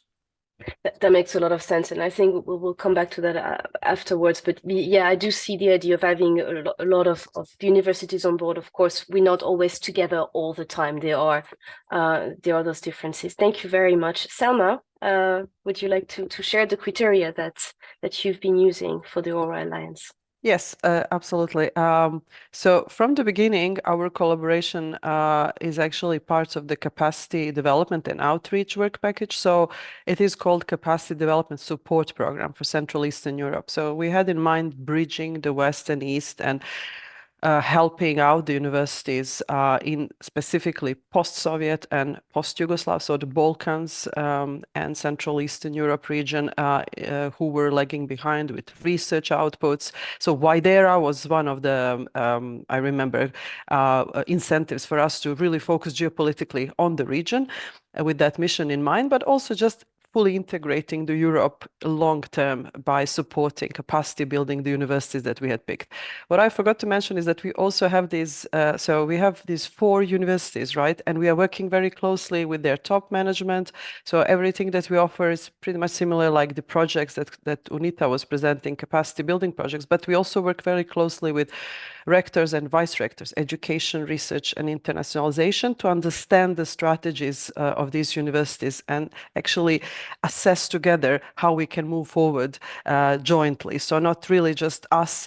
In the beginning, we started with several Aurora, as we developed Aurora, let's say, products or deliverables that we had. So in innovative pedagogies, we would have trainings for our associate partners. But then as we went along, we understood that there were other needs that we overlooked. So we actually assessed the situation. We understood these universities within the regions where they are much better. So in this continued phase, we actually have more stronger, I would say, inclusion inclusion of these universities also with their own strategic goals on the agenda of Aurora. So we did form these regional hubs. So through them, we have Aurora regional hubs, 4 of them in each of these universities, who then use Aurora trainings to further train in the region along the lines of their collaboration network. So we reach some 30 universities in the region. That is important motivation and how we worked. What else did I want to mention? The hubs and reaching out. Yeah, a lot of joint degrees. So then we have different streams, right? So within education, we identify mostly joint degrees as a need between the universities, but also we have a lot of student inclusion now. So as we have a very strong student council, we have now included the students from the partner universities, and their voice is very, I would say, loud in what students would like to see the alliances, what kind of role the alliances can play in their environments. So, for example, becoming more sustainable universities, etc. Also, a lot of issues that pertain to student health and well-being have been important and on our agenda. So we let these strategies actually be shaped as we go along. I wanted to say it's kind of like organic collaboration in this sense. And to add to that, with this phase, and it's been quite successful, I want to say, we were supposed to deliver 6 projects together and we over-delivered. We delivered 19 because we let more voices to be heard as we went along in the pilot phase. Of course, the funding is external. It usually comes from our co-funding from the universities. It's very difficult and now we have spin-off projects like Digital Europe where we include the associate partners. But I want to add, that's a different topic about resources and various barriers. I just want to add that from this phase, we also have more global outreach. We do have University of Minnesota joining us, particularly interested in supporting the university in Ukraine. So we have different partners with this outreach, with this global outreach that have joined, but also participating in just specific activities. So we don't have always a strategy. It's sometimes just driven along these specific program activities. But in terms of this capacity building program in Central Eastern Europe, that is very strategic and long-term commitment. Thank you very much. Peter, would you like to add something? Or respond I to just want to add something quickly in addition to what Salma said about, joint degree programs that we also have and all of that. What's really important for us is to connect with these global partners on issues such as responsible internationalization. What are the strategies that we have in place at our universities in our countries? How do we define internationally responsible kind of actions, initiatives? And what I also find really interesting, I have to say, in addition to the work packages and all of that we have, is to have a conversation about what's the infrastructure of internationalization at your universities, because there are more and more demands put on folks, staff who internationalize universities. How do you do it? Quite simply, quite practically speaking, how are you set up organizationally speaking? How do you do it? How do you reach out to faculty members? How do you engage them? But also, again, the organizational infrastructure. How do other universities in other parts of the world do it? This might sound very simple, but as we all know, both the European University Alliances and all of the new programs that we have, they require a lot of administrative work. And again, there are more and more demands put on us. And the question is, how do we do it? And here the global partners come in with quite some expertise as well. I just wanted to add that tiny little footnote. Thank you. Thank you very much. But I agree, sometimes the simplest question are actually the hardest to answer. And I would agree with this administrative burden. That's something I would like to get back to just a little bit later. I would like to ask Alessandra and Francesco. So Salma, you mentioned talking with directors and the strategic goals of your alliance when choosing the partners and creating this collaboration. Now, obviously, the thing with European Alliance is that it's not just one university deciding. It's a group of, as you said, 10, 8. Now we're 8 in Ulysseus, we were 6 before. So we need to align the strategic goals of 8 different institutions locating in different countries with different interests, different history, different. How did you at UNITA handle this sometimes conflicting strategic goals among your partners? How did you address it and make sure that the partnership could actually be created and everybody was happy about it? Francisco, please. Well, in the initial phase, so we were six 6 universities, 6 partners. So we decided to each of one has to choose to invite 5 partners. And the main criteria was the universities must be located in Romance-speaking Romance language-speaking countries. So Latin America, Canada,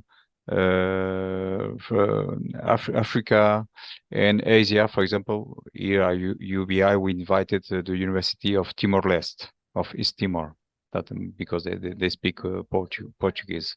So this was the main criteria.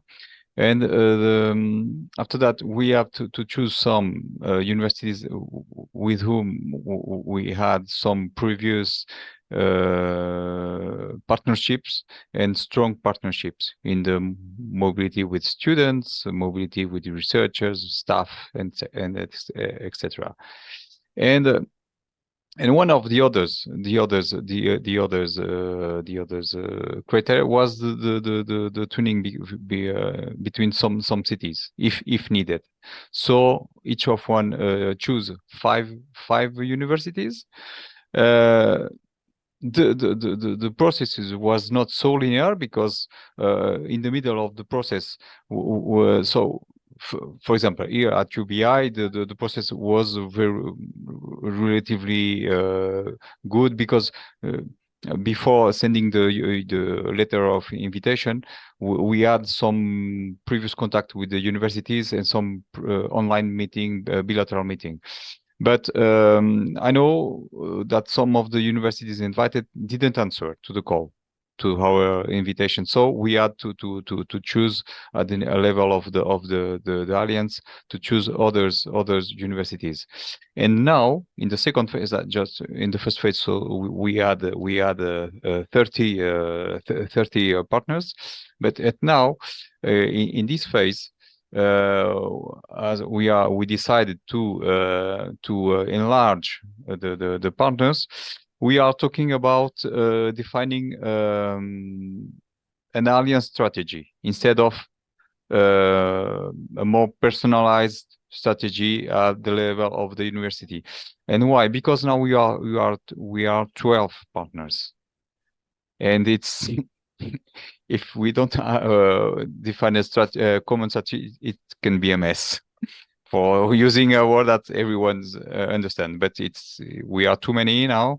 But the things are running well because, for example, after the meeting that we had in Po in last September, some bilateral meetings, some physical bilateral meetings happens between some partners from Latin America, for example. I know that last week, if I remember well, some partners from the University of Viçosa in Brazil were in Unizar in Zaragoza.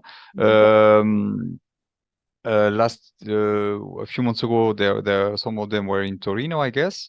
And for example, last year, a partner of the University of del Rosario in Colombia was here in UBI to try to discuss some possibility of online of virtual mobility online courses between the Department of Political Science of UBI and the one of the University of del Rosario. So basically, it's our the way that we decide to start this project of Gemini, but it's ongoing, and we have monthly meetings with our tax team, and depending also on the news that we receive from our partners, we are continuously adapting our strategies, if I can say that things like that. For example, we sent them last week a mail to introduce some of their activities and of their informations about their university in our monthly newsletter. Last year in 2022, if I guess it was in 2022, we sent them a survey to ask them what were their interests. in order for us to try to focus the physical events with them in their interests. It's one of the things that we used to do in a regular way. Thank you very much. Thank you. If I may add, Of course. words in addition to what Francisco was saying, is actually we are building up now this strategy in the consolidation phase, and indeed, since we have new partners, we are defining how to include and to increase new partners. So since we have 4 new partners, we decided that to leave the floor to them now to try to include the new partners. So we will give them the priority to choose partners for the Gemini to enter in the alliance, and then we will have to define. So another thing that we decided to do to direct better the strategies to build up a cartography of the different partners, and we would like to be to build up, to go a little bit faster, so to make up a cartography that is visible in our website, and it's interactive, so that in the best case scenario, we would like to reach a point where you click on the Gemini partners, you see where are the connections, you see in which topic. So we would like really to build up this cartography that we believe it's could be very, very important and interesting. And we, as Francisco was saying, we are continuously in contact with our partners. Of course, there are some parts we decided to show you some of very good best practices examples of a project that works, that are both in Africa, but we cannot, I mean, this is the most difficult countries to work with because of several problems. Why? There are some other parts, like Francisco was saying, but the partners from Brazil, they are very, very much active, or South America. They have a little bit more budget than CES, because budget, that was saying previously by Sarah, is a problem indeed for the mobility. So this is also something that we have to take in account. Thank you very much.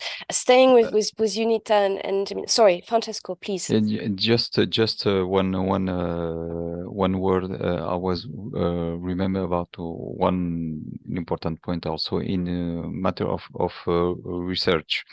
For example, we are now I guess in a few weeks or a few months, we will open to our Gemini partners the researchers cartography of UNITA. We have a common platform for all the alliance, for the researchers of the alliance, in which they can put their projects in renewable energy, cultural heritage, inclusive societies, etc. in the 6 research hubs that we had. And for example, this cartography is the basis for our PhD co-tutel grants, for example. And now we decided to open this cartography to the researchers of Gemini partners also. So I guess it can be a good stimulator for future partnerships. Yeah, thank you. Absolutely, and that sounds absolutely great. Just staying maybe with Gemini for a moment, I have a question from the audience that I would like to take, which is a question from Branka, and the question is to you, Francesco, actually. How do you manage stakeholders' engagement in the definition of areas and priorities of collaboration? I guess I talking a few minutes ago, I answered part of this question, because for example, by the survey that we sent to the partners a few 2 years ago, for example, asking them for their interest, for us to help us to orientate our activities, our Gemini activities regarding their interests. it's giving them the opportunity to pronunciate them, just not to put them in front of our activities, our interest activities, but also to try to organize activities in their interest. So I guess it's a good starting point, and that's the way in which we try to organize things with them. Thank you very much. Selma, would you like to add something? Yeah, listening to colleagues, I just wanted to add about strategies of alliances in relation to choosing partners and how we go about.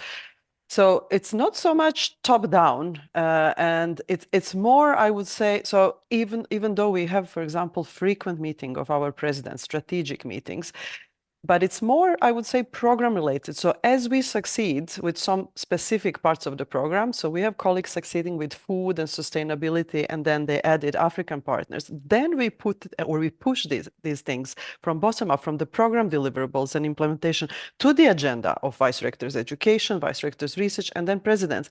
And so, for example, we established the joint MOU for research infrastructure to SWAP's project, and we included the associate partners there, because then presidents reacted to the success on the ground, and then they saw the reason to actually strategically also include these partners more in strategic policy making. So I just wanted to say that perhaps what I'm hearing, this could be the same case for other alliances too. Thank you very much, Peter.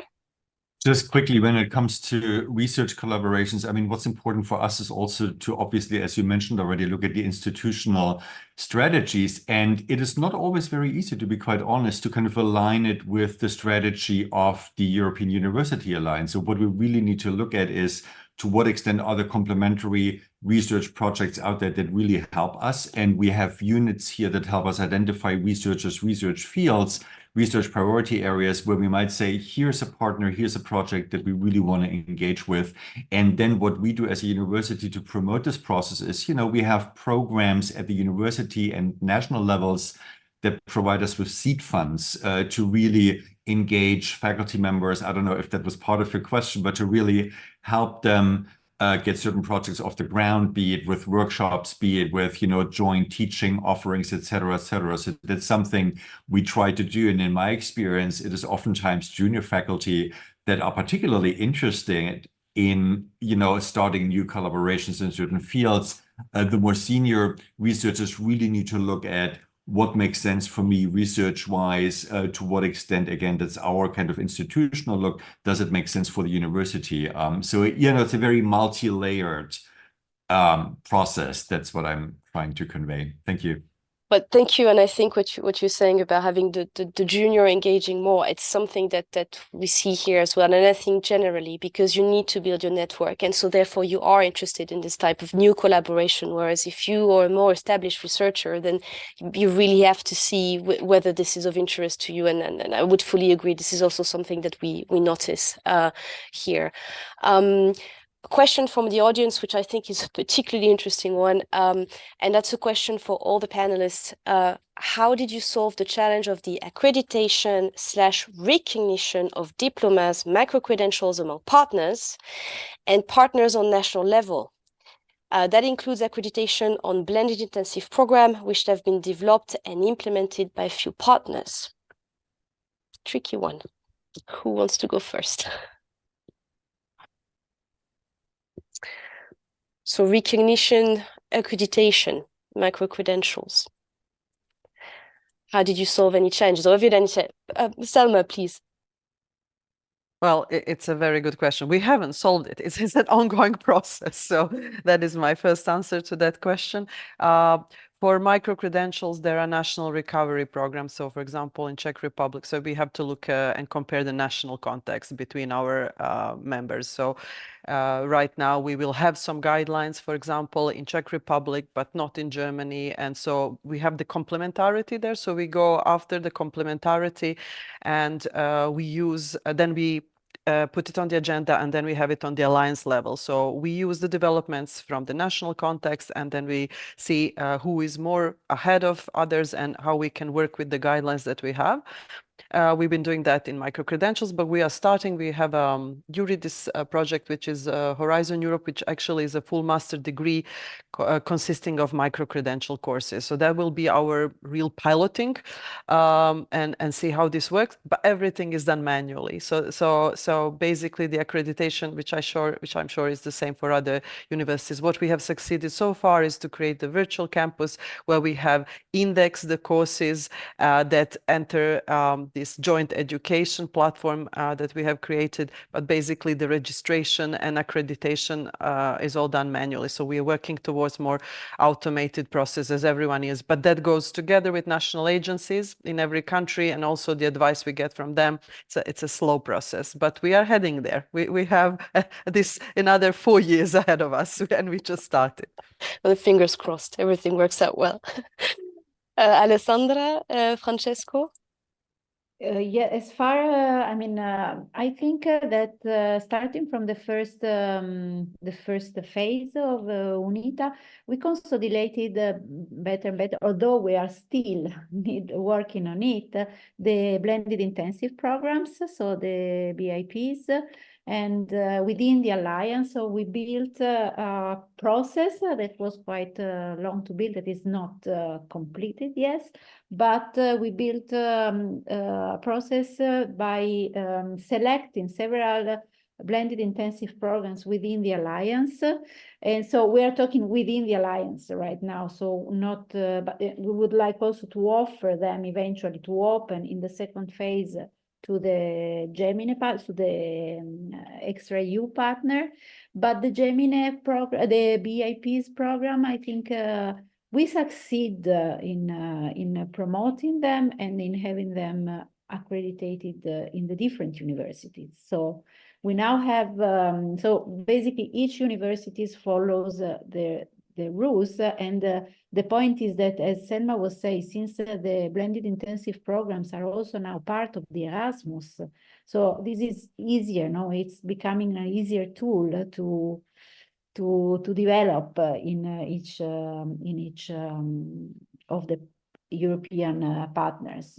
Because if the Europe gives you the tools, then it's a little bit easier.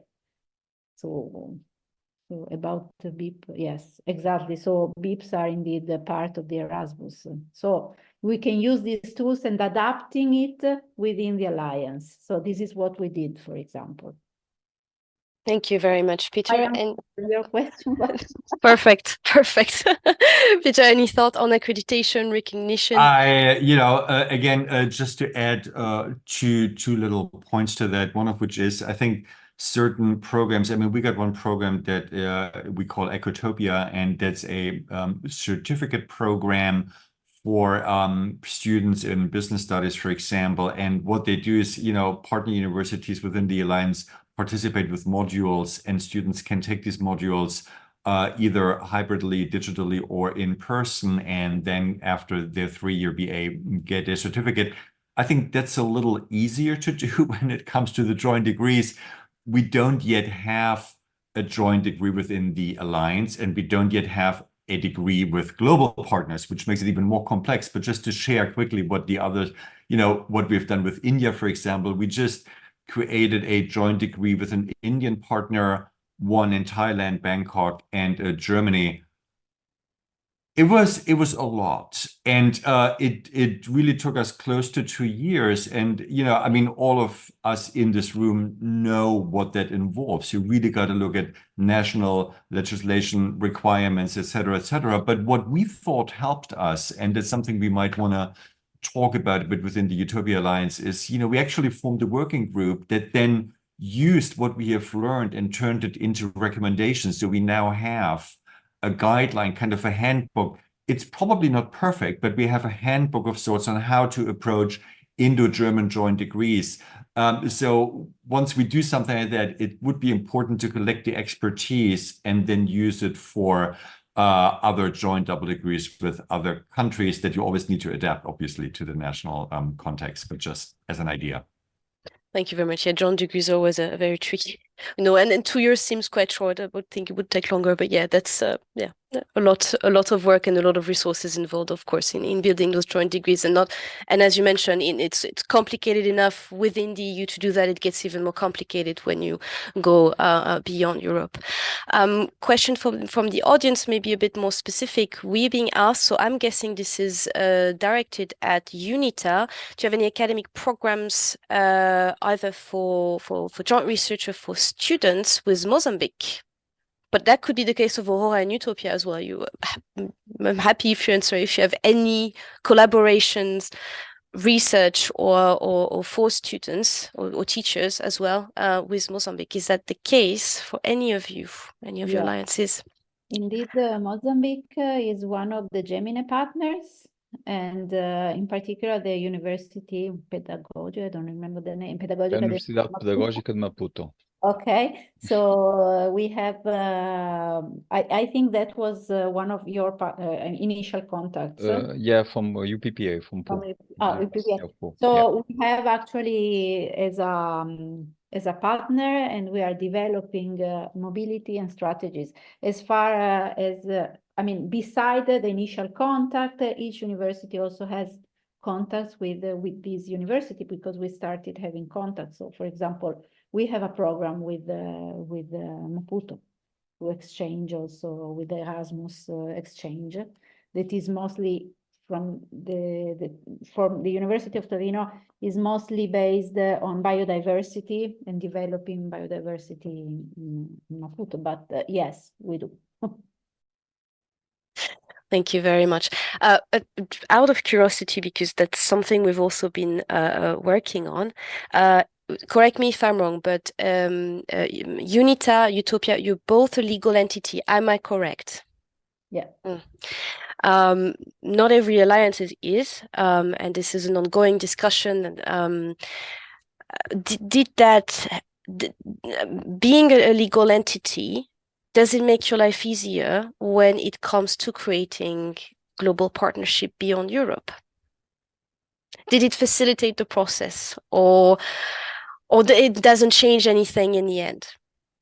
No, doesn't change, I wouldn't say. So we are starting this process of the legal. We are making it work. So we just got this legal entity. Now we have the money to start it, to let it work at the beginning. So we are building and building. So I really hope this could help. We have some idea. We just had this meeting about what is legal entity, what for, and what is the for. So it's a little bit early for us, I mean, my knowledge, to tell you if it will help. I hope so. I think that having being a legal entity could really facilitate some of the processes. This is what we envisage, but I cannot tell you exactly yet.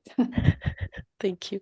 Peter, you wanted to add something? I mean, we are a legal entity already, and to be quite honest with you, I'm not sure whether it makes any difference legally speaking, but I just don't know. It does make a difference in a way when it comes to decision making, because when you become a legal entity, you have to organize yourself. You have, I mean, not that others are not organized, that are not a legal entity, but you have certain bodies deciding on certain issues. So what it does make easier a little bit, or it's more regulated, is the ways in which we make decisions on be it global partnerships, be it other areas. So I think the processes within the alliance are ideally more structured. Thank you. Selma, on the legal entity. Yeah, I wanted to comment this because we have a quite interesting situation with Aurora. We've had, we are an association. We started out as a network of universities. So under the Dutch law, from the very beginning, we have a legal status, right? But we never took, so now we have the alliance and we have a network, right? So, but we never really joined the two. This is an ongoing discussion politically for us. So whether the network will indeed become the legal entity and then incorporate the alliance, we don't know. But I want to say that separating the two did allow us to have separation in strategic discussions. So while the network is more focused on the global outreach and partners, so Minnesota is our first global partner, for example, Alliance, then discussions are more focused on European partnerships and relations. So we have separated the two in that sense. So if it helps or not, I'm not sure, but it's maintaining a rather complex structures and trying to have them function with different, let's say, strategic approaches. So one global, one more European. Interesting. Thank you very much. I'm asking the question because, of course, when we talk about building global collaborations, you mentioned at some point the administrative hurdle and the obstacles and the bureaucracy, and we all know it's there. We've all seen it. We've experienced it firsthand. Any of you would have maybe a best practice or something related to that, to how do we overcome this administrative bureaucratic hurdles when it comes to building this partnership? A particular example, something you've experienced that you could share.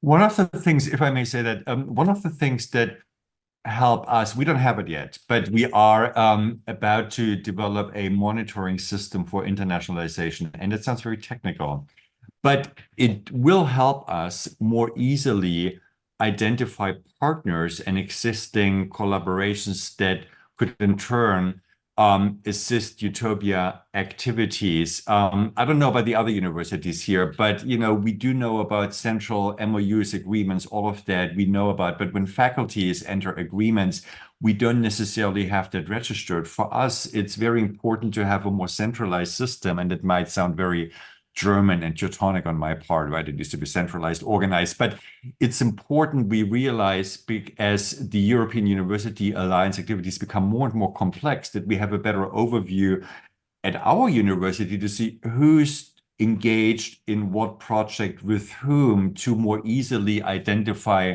potential areas of synergy. So it is not a best practice example yet, but we are getting there. So that's something that digital tool, that's also part of the work that the Alliance does, right? Tools, providing tools to make our work easier, digital tools. That is something that is of utmost importance to us. It's a very technical name, but I would like to see how that works. So please keep us updated on how this worked and if that was actually helpful for the purpose. Thank you very much. We have 3 minutes left. Do you, any of the panelists would like to ask each other's questions? I have no question for the audience right now. So anything you would like to share before we close the session with each other? If I may, I found Please. quite interesting from Sam. I think this approach, student-based approach. So the idea of including actually the students from, of course, from in the Alliance. I mean, each of us has the student assembly and the Alliance, but from the outside, I mean, outside EU partners and beside, I mean, as Francisco was saying, we already had this.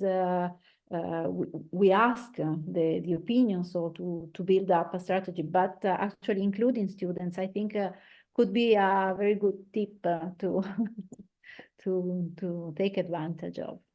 Yes, I can comment on that, and we receive a lot of these questions. In fact, I think we are the only alliance, maybe we are not anymore, but a while ago, where for example, Youth Alliance had their own town hall. We were having a panel on this and the inclusion of students across the alliances, and we discussed this.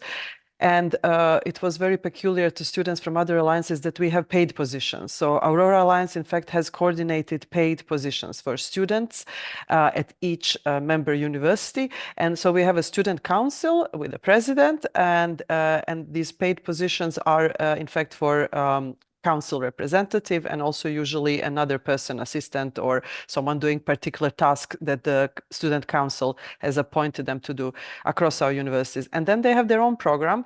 And for example, inclusion and diversity is the topic that the Student Council has chosen for the next mandate, which is these 2 years of a student president that we have elected student president. So it is kind of interesting, it's important, but in addition to that, we have a program from students that is called Student Ambassadors and Student Champion Schemes, where we actually want to see the inclusion of students across our task teams, across all our working projects that we have.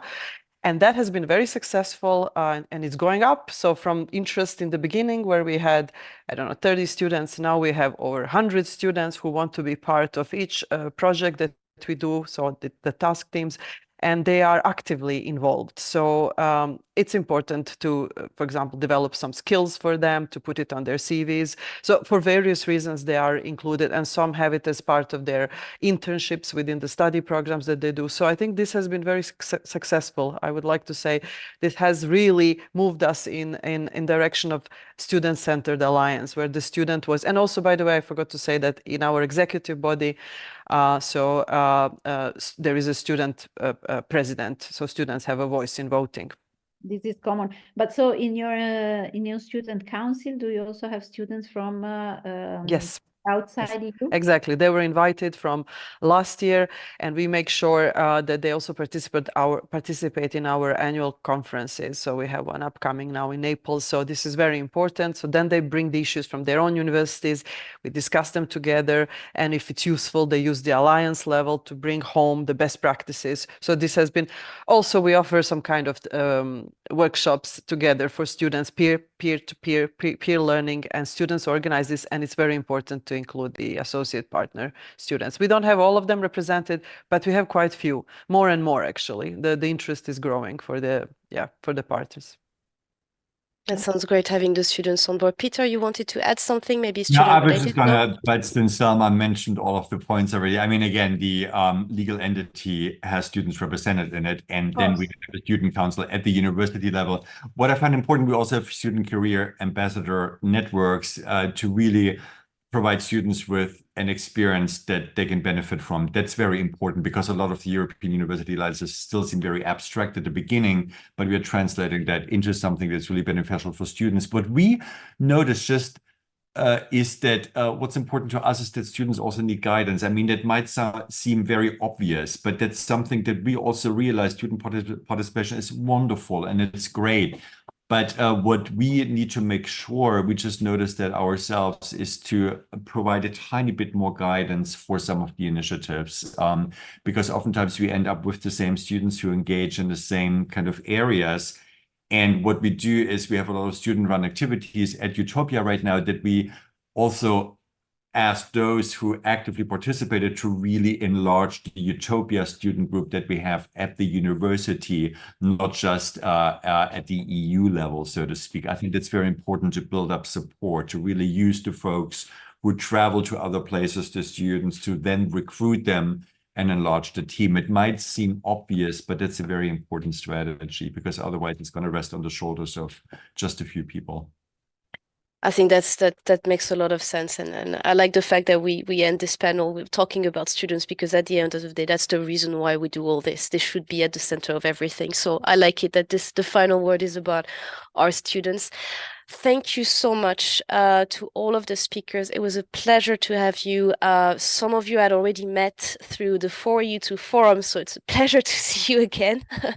So thank you very much for all these insights and the good practices. Yeah, well, hopefully we'll follow what you're up to in the next coming years. And a big thank you from us. Thank you so much. Thank you so much. Thank you very Bye-bye. much. Thank you. Bye. Ciao. Bye bye.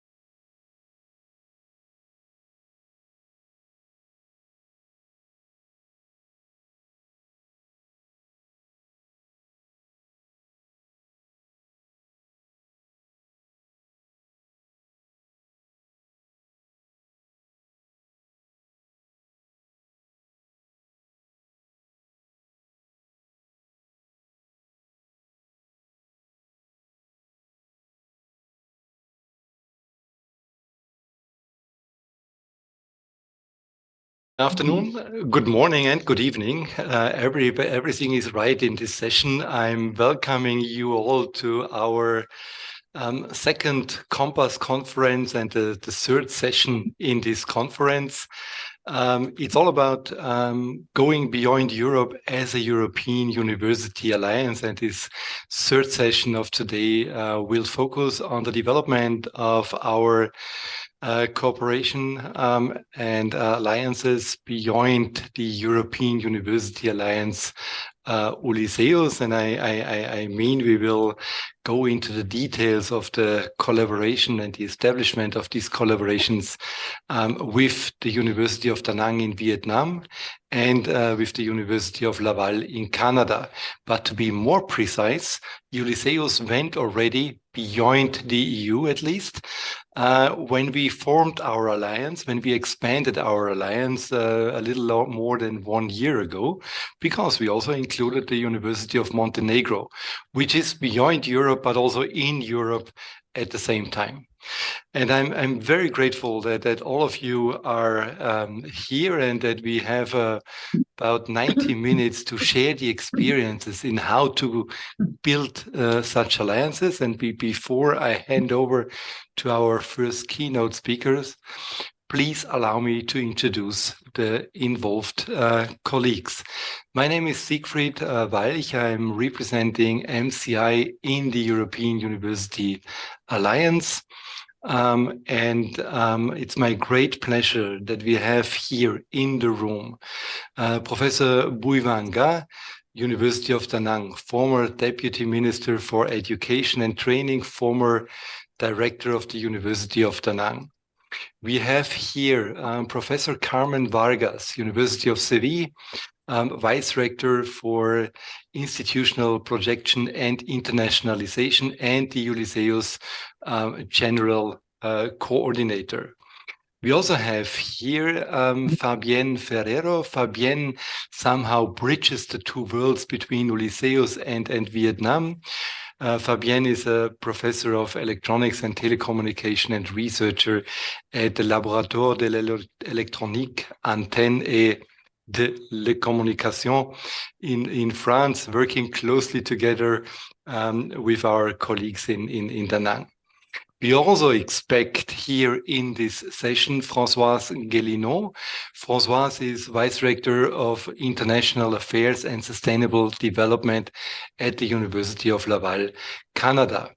I can also see Ms. Ho Long Ngoc, Da Nang International Institute of Technology, the NEET as we call it, and the Vice Rector of International Relations at the University of Da Nang. We have with us the Vice President of the University of Da Nang, Professor Le Quang Son, in charge of research and international cooperation. Welcome. And I can also see here at the table with Professor Bhuivan Ga, Ms. Nguyen T. Antu. Thank you very much for joining us and then for being with us, Vice Rector of DNIT and the NEET as the Ulysseus Hub at the University of Da Nang. And we also have with us Stefan Gomay. Stefan Gomay is the initiator of this bridge between Ulysseus and the University of Da Nang, special advisor to the president of the University of Côte d'Azur, professor of the university at the University of Côte d'Azur, coordinator of all the Ulysseus activities in Côte d'Azur, but also coordinator of the different innovation hubs in Ulysseus, and therefore, a key person when it comes to the strategic development of Ulysseus and our different corporations worldwide. I would also like to mention that some of our colleagues from the University of Montenegro are also in the room. I know that Anna Dragutinovic, our head of international relations in Podgorica, is with us and will connect with us, and that Suna Sudar and Branka Cicic, both heavily involved in Ulysseus activities, are also with us. So this whole list of participants in this 90 minutes session demonstrates that Ulysseus has not only claimed to go beyond Europe, that we have not only made a kind of a promise or raised some expectations with regards to building an alliance that is not only focused on itself, not only focused on the establishment of a campus between the different universities in Europe, creating the virtual connections between 8 European universities, but that we are also reaching out to the world in order to assure that these global connections, science diplomacy, tackling the global challenges finds its structure, that we are able to build and establish the hubs that are needed to connect scientists and countries that trust each other and that are willed to establish the workforce and the capacity to tackle the global challenges, which I do not have to mention here at this point. I'm very grateful that you are here. Fabian, I know you are the one who prepared the opening keynote so that we have some food for thought and some crystallization point for the discussions, and all the others I mentioned will then connect with their statements with regards to the way you and each organization perceive this development and this cooperation in the Ulysseus ecosystem. Fabienne Ferrero, Global Perspectives, Learning from a Ulysseus Alliance for Laval, and Da Nang and the NEET. What does it mean for the universities? What does it mean for Ulysseus? Fabienne, the floor is yours. Thanks a lot for the introduction. So yeah, indeed, my perspective. So I will probably more retrace the collaboration we set with the University of Da Nang. So basically, we started the collaboration more than 10 years ago. And quickly, the idea was really to establish first a collaboration that can start from, of course, from the leaders, because you need to have, when you start a collaboration, some authorization and some global framework to be able to set your collaboration to discuss with the different research group. But of course, you need also to ground your research on some real application. And most of the time, from what I see for the international collaboration, this is the most difficult part, because when you try to join a different group of researchers, usually they don't, of course, have the same culture, they don't have the same expertise, and they don't have also the same objectives. So for us, probably, and it was set especially by Stéphane Ngomay and Natan, who basically create this framework. The first initiative was really to create a joint visit between a researcher from Université Côte d'Azur and University of Da Nang, first to identify what would be the best way to collaborate, and also to clarify what are the objectives and what would be the mutual benefit among the different people. And this is all, I joined this event.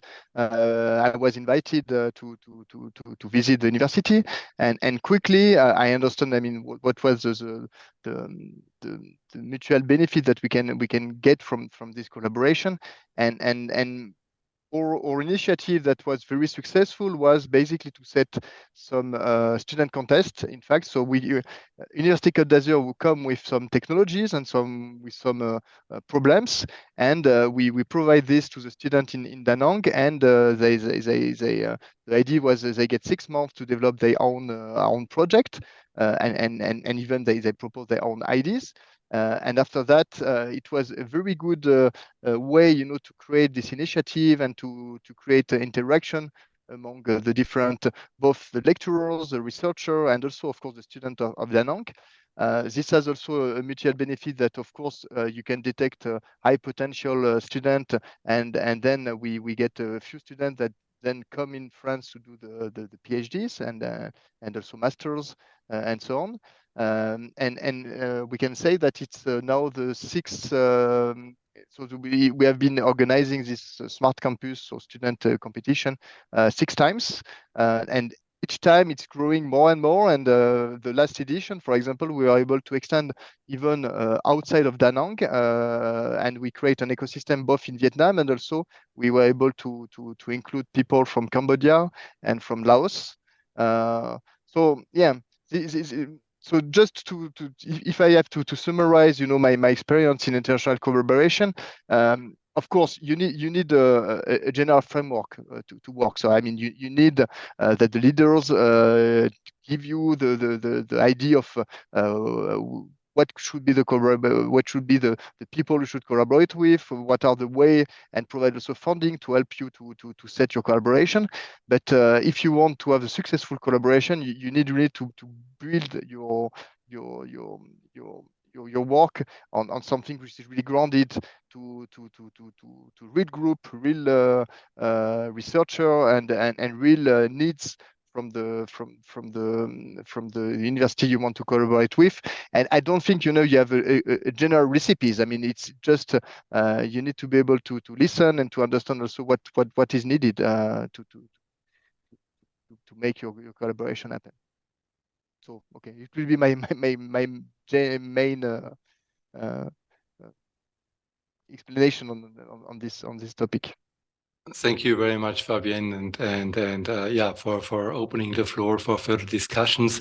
I will now give the word to all my colleagues. I would like to invite Carmen Vargas to explain us why this global outreach and going beyond Europe is relevant from a Ulysseus perspective. I will then ask Stefan Gomay why and how he connected us, not only with the University of Da Nang, but also with the University of Montenegro and the University of Laval, and on which these bridges are built, and why University of Côte d'Azur is such a well-established and strong bridgehead. And then I will move on to our partners and invite you and ask you what kind of expectations, benefits you connect with your strategic alliance, being connected with Ulysseus in different projects, but also in activities like this here, in regular exchange of researchers and university leaders exchange activities. So if I may, I forward my first question to Professor Carmen Vargas. Carmen, why beyond Europe? Why did we put this into our initial plan already 4 or 5 years ago? Also, we know that this is not always appreciated and welcomed by everybody. But why has it been such a strong pillar in all of our concepts and strategic documents? You, as the general coordinator of Ulysseus, you know the story from the very beginning. Please share with us. Thank you very much, Siegfried, and thank you also for giving the opportunity of participating in this Compass conference. Well, I would like to say, generally speaking, when you think on the university, the word university means or have the same root of the word universe, or the word universality, meaning that the quality of or state of being universal, existing everywhere, involving anyone. And by using education, this concept, education and science and research has no barriers, or shouldn't have any barriers. So research, innovation, education should be all spread all over the world. And this is true in general for any higher education institution. But when it comes to European universities like Ulysseus, international cooperation is a must. International cooperation is in the DNA of Ulysseus, because Ulysseus defines itself as an open to the world university. So we have open arms to other, let's say, partner institutions that have joined us in the second phase of Ulysseus, to our associated partners, and also beyond Europe, because, as I said, university cannot stay within the limits of Europe. So we have I would say a very well-defined international cooperation strategy, which is made of two pillars, I would say. The first one is the Ulysseus International Cooperation Network. And so this is a network of institutions that is being under construction. It's not really finished yet. So we are going to select a number of higher education institutions belonging to a number of target regions that we have decided are the most strategic ones for collaborating within Ulysseus. And as probably everybody knows, but I would like to remember, is Western Balkans, then the Eastern Partnership countries, like for instance, Ukraine, Southern Mediterranean countries, like Morocco or Tunisia, Asia, with China, Vietnam, India, Indonesia, Latin America, African, Caribbean, and Pacific states, and then other industrialized countries like Australia or United States of America and so on. And as you say, one clarification, our first target region is not anymore one strategic, let's say, target region, because we have already integrated the Western Balkans in Ulysseus, because the European Commission opened the possibility for the Western Balkans to be included in the applications for the second phase. So the University of Montenegro is obviously strategic, but it's a full member with full rights in Ulysseus. It's belonging and it's a part of the Ulysseus family. And the second pillar are the Ulysseus branches or campuses or strategic partnerships, as we've included in the grant agreement, beyond Europe. Okay, and out of the international networks, sorry, I still an echo behind me. Okay, it's now okay. So out of all these universities within these regions, we have selected 3 particular target regions to be, let's say, the ground for collaboration with specific institutions. And this is what we call the strategic partnerships. And we are now in the process of building up 3 strategic partnerships. The first one is under development, and is the one which is more presented in this conference in Asia, and is the University of Da Nang in Vietnam.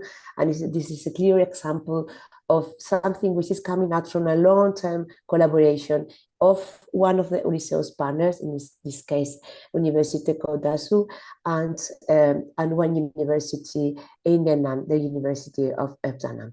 But now we are working to define 2 more strategic partners, one in Africa and one in Latin America, that will come soon. And this, in my opinion, will reflect the geographical landscape of Ulysseus. And obviously, this list is non-exhaustive.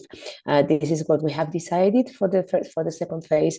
But new members, new partnerships will come, and obviously the University of Laval is also very strategic partners for the university, for the European University for Ulysseus. And obviously, what we want is, as Siegfried used to say many times now, is use science diplomacy, the soft diplomacy, to contribute to the global challenges, and also that Ulysseus extends its influence and activities around the world. I'll stop here. Thank you very much, Carmen. Thank you very much for outlining the strategic relevance for this global cooperation, for the ability to connect globally as universities, and not only to write a memorandum of understanding, to sign a memorandum of understanding, to show that there is some connection at university level, but also to delve into the details and to select the topics where joint research is desired by all involved parties, and where we can jointly create an impact. And in order to look into these details, Stefan, may I hand over to you and ask you how comes that the University of Côte d'Azur has already established such strong bridgeheads that you could directly forward to the Ulysseus European University Alliance and allow us to to harness all your investments in the past for the alliance and for our partners to build an even stronger network. Well, thank you, Siegfried. Thank you, MCI, for the organization of this roundtable on such an interesting topic. I would maybe begin by saying that, as Carmen said, science and education, innovation, those are universal activities. I mean, there is no science only from Université Côte d'Azur, nor from Seville, nor from Danang, nor from Laval. I mean, we all know that our professors, our researchers, they are connected to the rest of the world, because as Isaac Newton said, any researcher stands on the shoulder of giants, and the giants are, of course, the science of the others and the history of science. So this is very important. It is very important because when now we come to the point where the European Commission wants to make more integration among the members of the European Union. Of course, we do understand that it is important, but this is quite a political issue. I mean, it is. And we know that more integration means, of course, more, I would say, scientific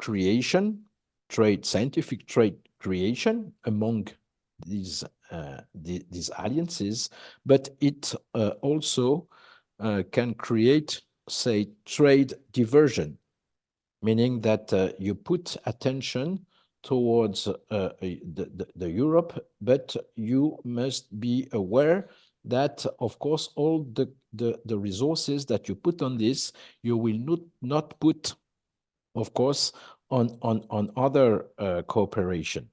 And so we, I think, have to be really aware of this. And it is also our responsibility, of course, to build these alliances and a European really spirit and defense of values. It's very important. But of course, we also have to balance this with a more strategic point of view and universal point of view. So I really do think this is an important point. The other important point maybe is that when the initiative of excellence that we had in France, but it also exists in many different other countries, and then when the idea of European alliances came out, it put really pressure on university governance. The idea that they have to be they have to have a strategy, not only at the component of the universities, but at the university level. And this is maybe the most characteristic of this kind of political and finance issues, is that the governance of each universities must have a strategy, and an international one.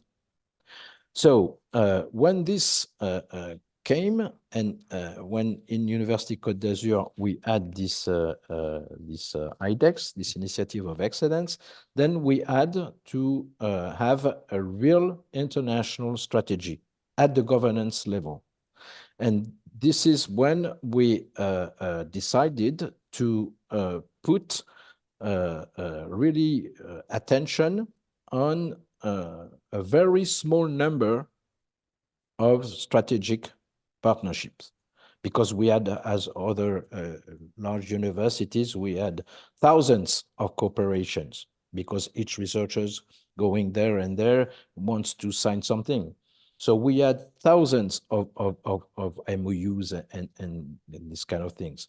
But then we decided that, of course, all our researchers go on and play the game as they want in their own discipline and own labs.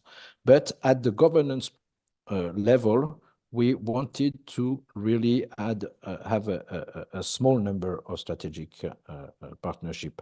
And among this small number, we had, of course, Université Laval.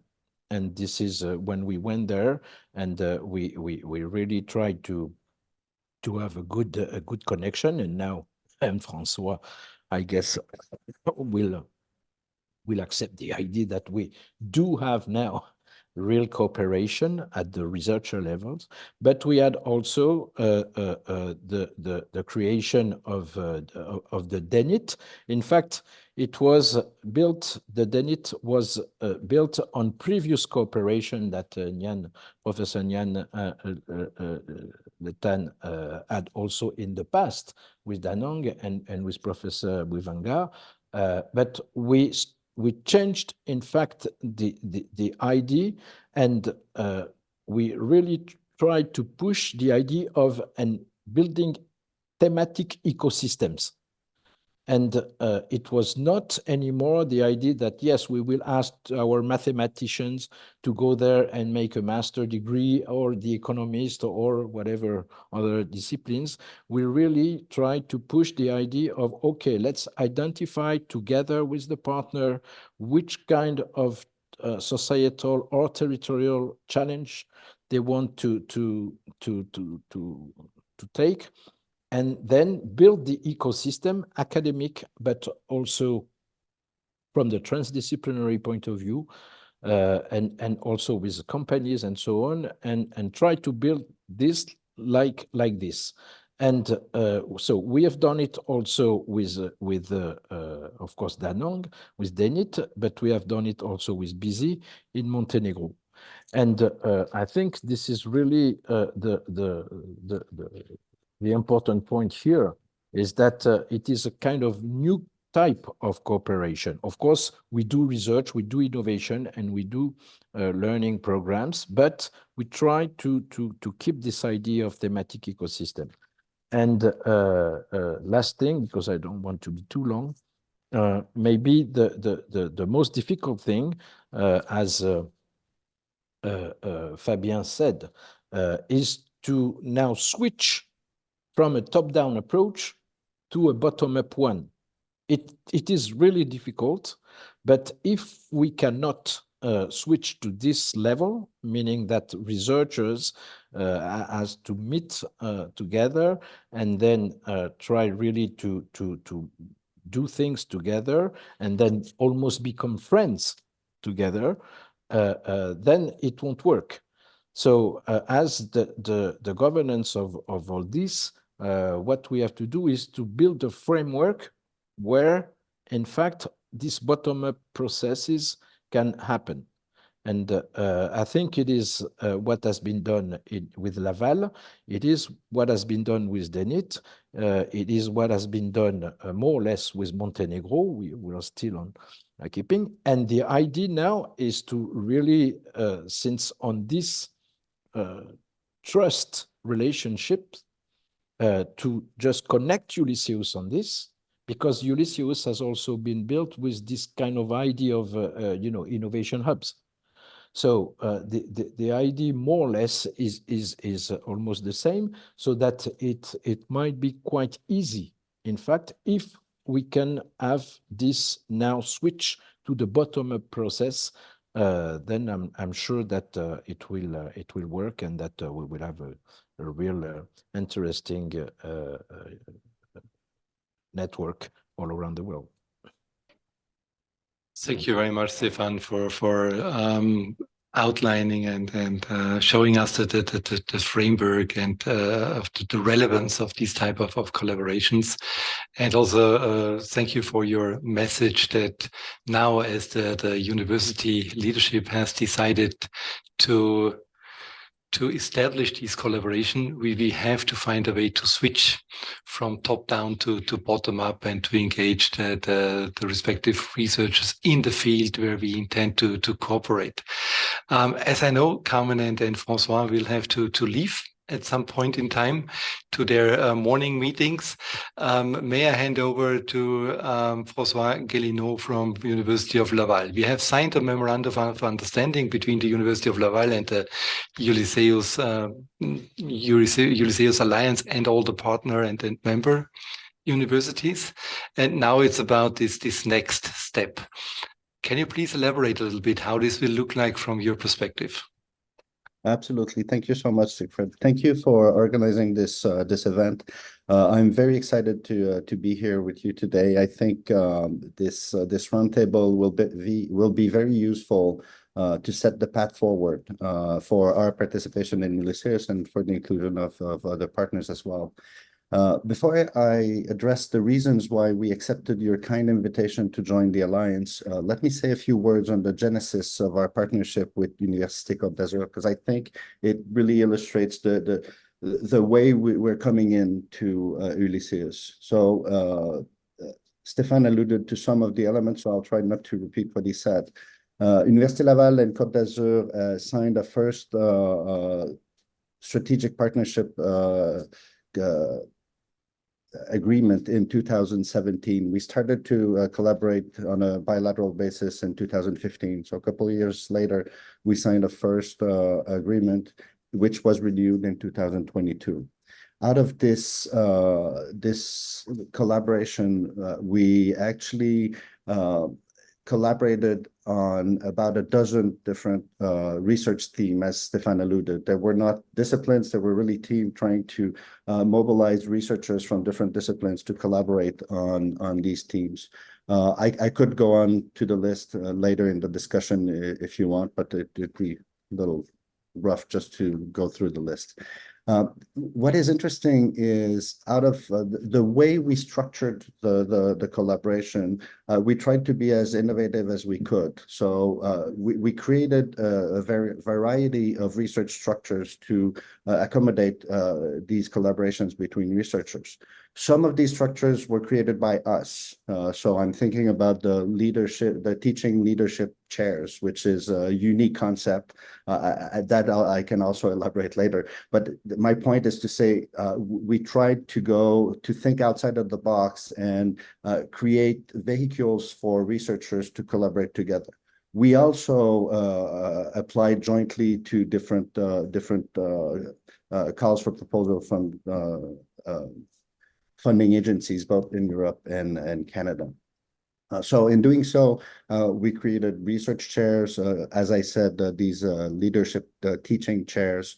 We had joint institutes. We have observatory, for example, on artificial intelligence, which are each university has its own infrastructure, but they kind of mirror their activities. So we worked closely together.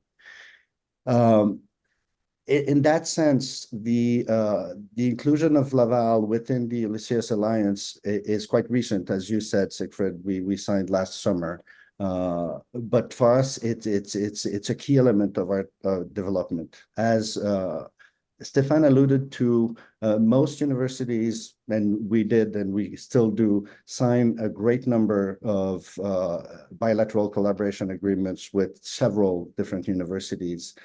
Mostly for student mobility. And unfortunately, most of these agreements don't necessarily produce significant output. We have a few students that travel. Sometimes we have researchers on an individual basis that collaborate together, but the number doesn't justify the level of activity that they generate. For us, strategic partnerships are key to developing strong relationships between the partners, and that's what we did with Côte d'Azur. And I have to say, we have a few of these strategic partnerships, and it's impressive how in a matter of 7 years we achieved a lot. It's our most successful partnership with Côte d'Azur. So for us, Ulysseus presents the potential for new development and is key to our development, as I said earlier. Ulysseus, in that sense, was the natural next step to our partnership with Côte d'Azur. For us, the joining the alliance provides us with a privileged access to the European research community, an access that we can have on a bilateral basis, but it's as you know, it's a very complex environment, and getting into an alliance gives us some structure in order to step in the European community of research. Especially with Canada joining the Horizon 2020 program last December. We're still waiting for the financial details, and now it's going to be operationalized, but we're really happy that that Canada has joined. It's going to give us leverage to actually be fully part of different research programs with European researchers. We also think that it's a way in, as I said earlier, it's a way in to discover new collaborations with a wider variety of researchers. We also think it's going to open a new array of possibilities for student mobility, including online mobility, COILs, and also it's going to facilitate the mobility of grad students. There are, of course, some challenges. I think and Fabien and Stéphane alluded to some of these path forward, the conditions for the path forward. Fabien talked about the need of a general framework of cooperation with objectives and goals. I agree with that. Fabien talked about the fact that it needs to be grounded in the respective communities. Stéphane phrased it differently by saying we need to have bottom-up initiatives, and I truly believe that. When I talk to my colleagues at the university about internationalization, I say there's no internationalization without the students and the faculty member. We can't do it from our offices within the senior, the executive team.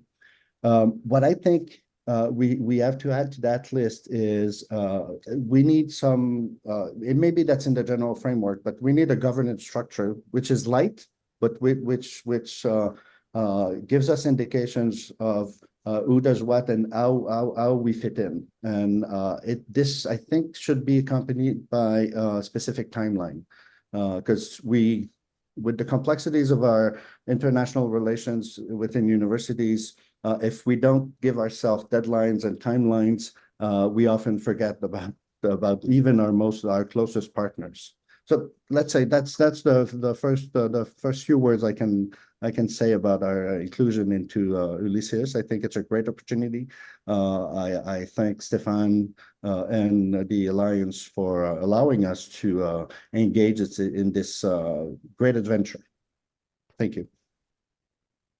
Thank you very much, François. And I think this exemplifies already very, very well that this is not only about the collaboration between one, two, or more universities, it's also about providing a framework, a structure in order to systematically establish the pathways for students and researchers to connect. And I think it's also remarkable that Canada as a state joins the Horizon program, puts research money on the table so that researchers from Canada and different European countries can jointly apply. Even within Europe, we still face this challenge to convince our national bodies and national ministries to put additional money on the table so that our universities can connect their programs, develop joint degrees and so on. So I think this is a very well established framework already shaped by our countries, not only by us as universities, and now we can make use of that. In the next situation, in the situation of Vietnam and the University of Da Nang, that's a bit more complicated. So here we don't have a joint framework or a joint Horizon program, but we have joint values, even if the countries are very different, even if the cultures are quite different between Europe and Vietnam. We know that we share good academic practice, academic integrity, that we know what it means to publish, that we know that you always quote the people you refer to, that you never commit plagiarism, that you appreciate and acknowledge intellectual property rights. So all these principles of good academic practice and academic integrity bound us together and keep us together and build a basis to establish a cooperation in the different project and to establish a strategic alliance. So I don't know who will start from your side, Professor Buvanga from DNIT or Vice President Kwang Song Le. I don't know exactly who will start now. Mr. Vice President, maybe I start with you. So why, from the overall strategic perspective of the University of Da Nang, one of the three big universities in your country, why is it relevant, important, or plausible for you to join an alliance and to be a strategic partner of Ulysseus?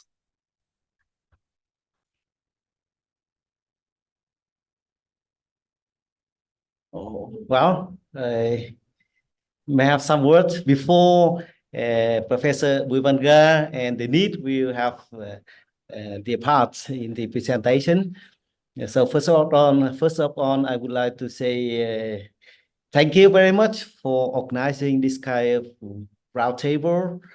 Thank you very much, Siegfried Wunsch, for giving me chance to speak out our intention. I have to say that the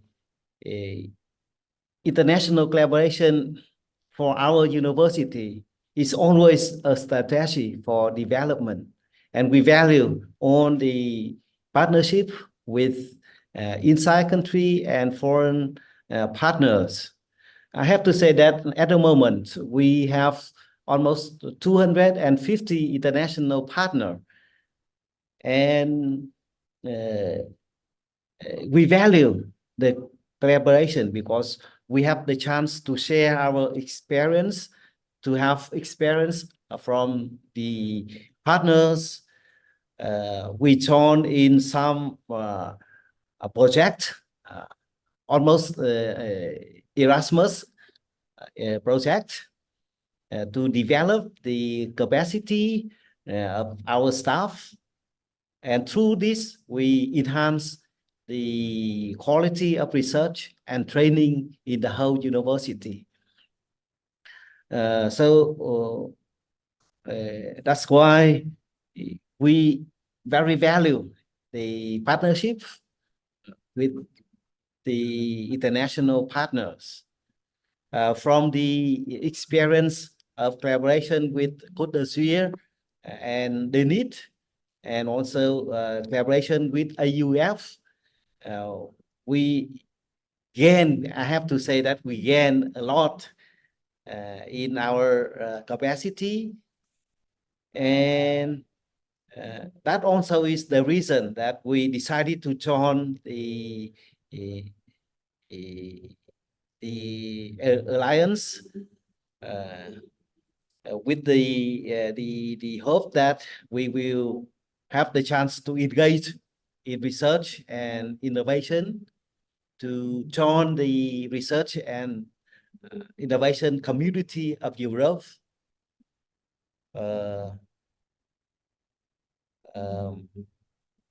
And to make the common project to solve our common problems in nowadays world. So we hope that we will have the good collaboration with all of you. In fact, we have the connection and collaboration through projects with the University Duke from Slovakia, with Côte d'Azur, with Seville, with MCI, and we hope through this alliance, Ulysseus, we will have more chance to embed in the community of research and innovation of Europe. So thank you very much. Thank you very much, Mr. Vice President. And I think it's a very nice example that you presented right now, that it requires the university governance, it requires the university leadership to legitimate such an initiative and to support the different universities within the University of Da Nang to allow the different actors in your different institutions to connect and to build research cooperation. But it also needs those who do the day-to-day business, those who create the hub, the connecting point between the Alliance and the University of Da Nang. And that's in our case, DNIT, the Da Nang Institute for Technology. And I'm very grateful to see you all at one table here in this screen. Nan Le Tan, Professor Buvanga, Nguyen Thi An Tu, and Holong Ngok, all of you at one table. And I'm very grateful that you are not only facilitating the activities and the preparations of the memorandum of understanding, the detailed work on a legal agreement which we are currently finalizing between the University of Da Nang and the Alliance, the Ulysseus Alliance, but also with all the other activities, connecting projects, building, establishing consortia, organizing conferences. You hosted us already in last October with a large group of researchers from all over Europe, meeting with a large group of researchers from all over your university.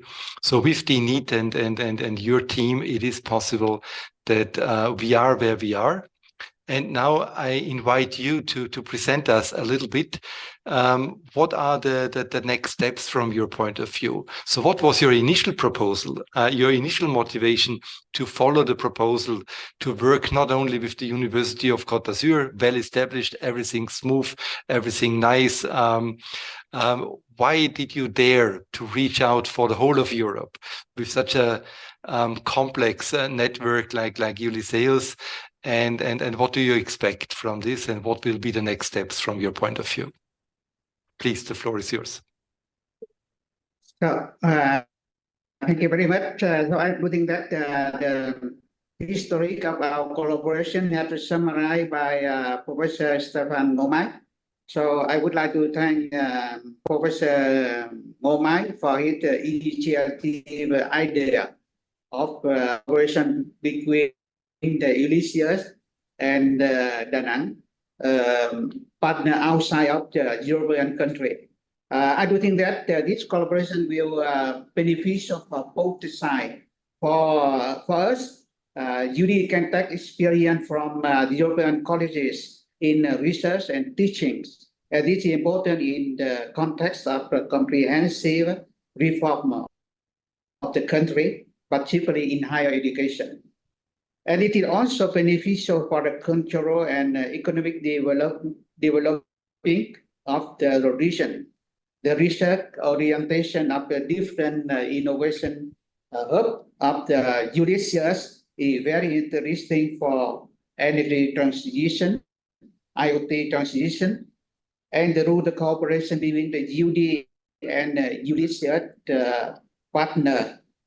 The economic development and relation will be developed between the region of the Da Nang and other region in Europe.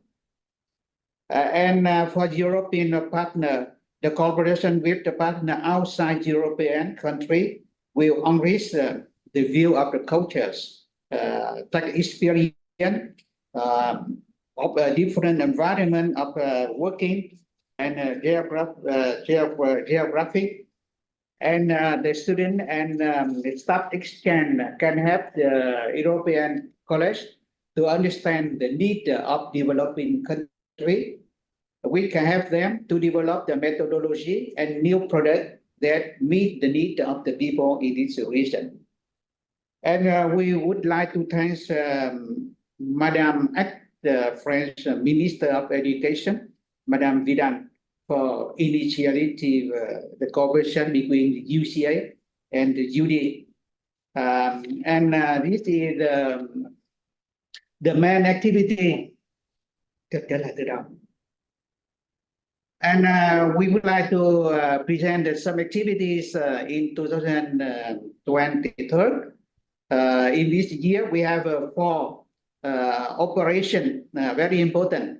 The first discussion with Ulysseus partner to identify the appropriate research orientation of the Innovation Hub in Da Nang.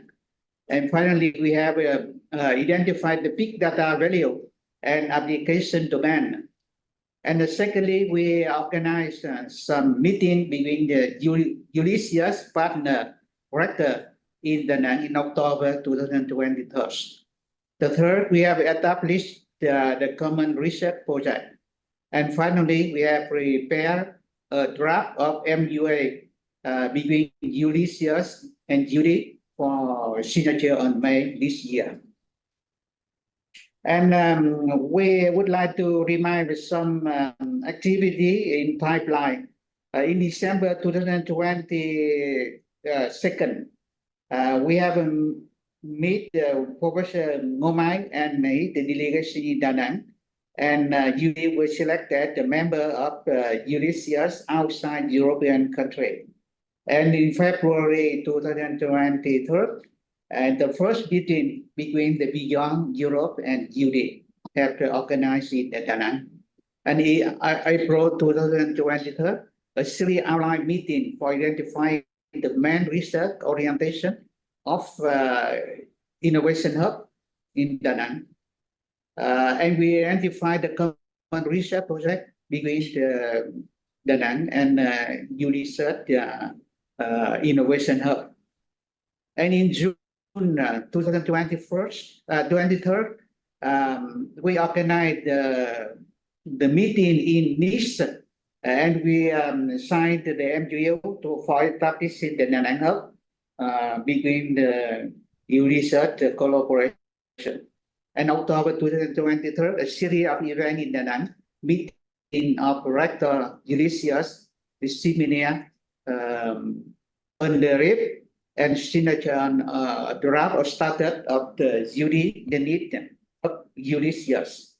And since October 2023, a series of outline meeting and discussion for establishing common research project between Innovation Hub of Ulysseus and Innovation Hub in Da Nang.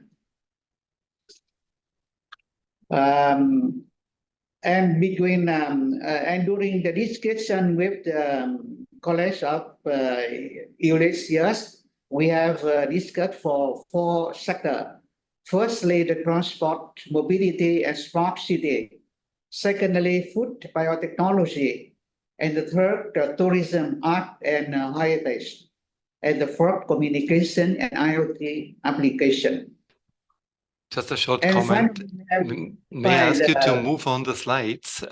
We can hear you well, we can see the slides, but we only see the first slide at the moment. Sorry for interrupting. And I see that you are referring to your second slide. So, do you see the slide movement now? Now we see only number 1. So maybe you go into the working modus and click directly on slide 2, then we should see it.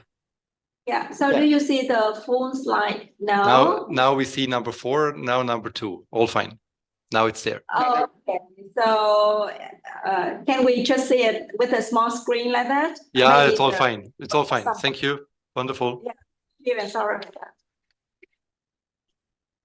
So finally, we have identified the main research orientation of Innovation Hub in Da Nang. It is the big data value and application domain. And it is some sub-project. For example, the data acquisition, data analysis, data current curation, data storage, and data uses. In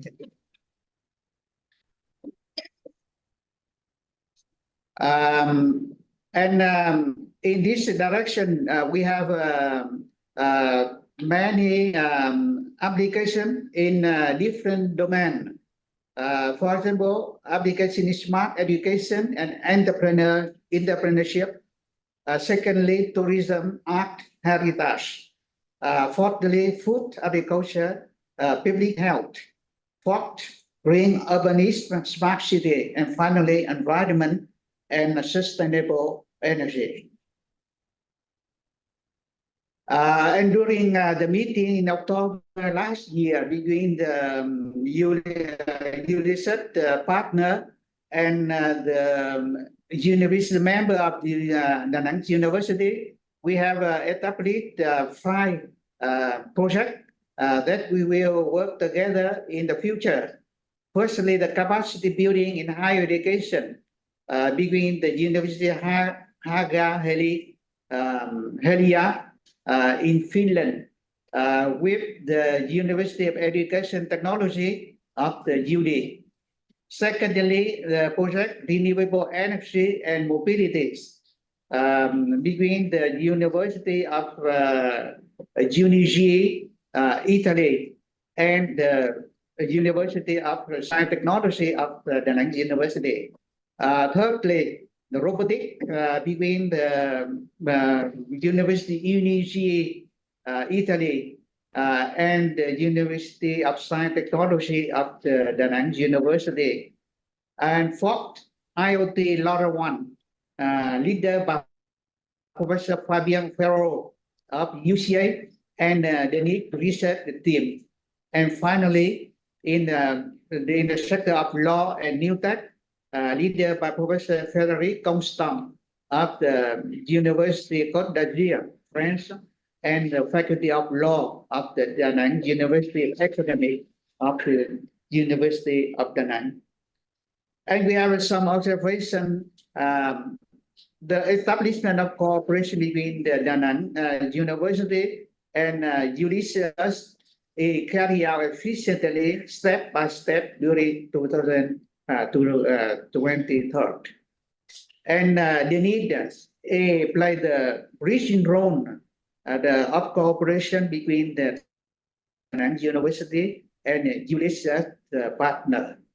And the main direction of research of the Innovation Hub in Da Nang in frame of Ulysseus cooperation had been identified. It is the big data value chain and application domain. It is a large domain that meet the requirement of transition of data transition now in the country, and it meet also the energy transition. That is the strategy of the Vietnam to meet the net zero that we have the commitment between the country and international community. And we have established different cooperation projects between the university member of Da Nang University and the partner of the Ulysseus. And finally, we have prepared the MOA between the UD and Ulysseus that will it's ready for official signature on May 2000 this year. And we would like to invite all of you, the member of Ulysseus, the partner, to visit our university during mid-November this year. It is the 30th anniversary of the Da Nang University, and we during the opportunity we will organize the second meeting between the Da Nang University and Ulysseus, the member, to organize the seminar and the event of scientific activity between the Da Nang University and Ulysseus, the partner. And we will very happy to meet you at this opportunity. So finally, we would like to thank all of you, the partner of Ulysseus, had developed the cooperation with the Da Nang University and the need outside of European country. And we do hope that this cooperation will bring the benefits for all of us because we will work together in different environment in Europe and Asia. Thank you very much. Thank you very much. You can't hear the applause, Professor Bubanga and the NEET team. You can't hear the applause of all our virtual audience. But thank you very much for providing this comprehensive overview of where we are, but also where we come from and how this journey has started and has been, and how the cooperation and the strategic cooperation and alliance has been established.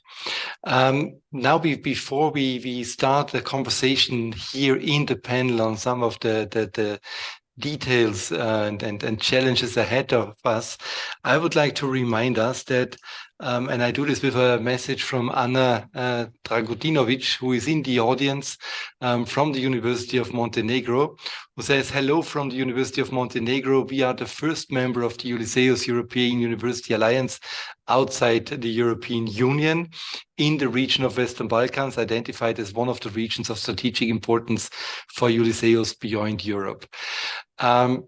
Thank you, Anna, for this message. And yes, you are the first partner outside beyond Europe, but also the first partner in Europe. So it's Montenegro in Europe and also more and more part of the European Union, because we actually addressed you and approached you as our first non-European Union partner at the very beginning of our journey. And then suddenly, right before we started to the negotiations and the conversations about the strategic alliance, Stefan is smiling. Here you are, Anna, welcome in this round. Right before this happened, the European Union, the policy framework changed, and the European Union decided, the member states decided, that Montenegro and other Western Balkan countries should be treated as if they would be members of the European Union in higher education.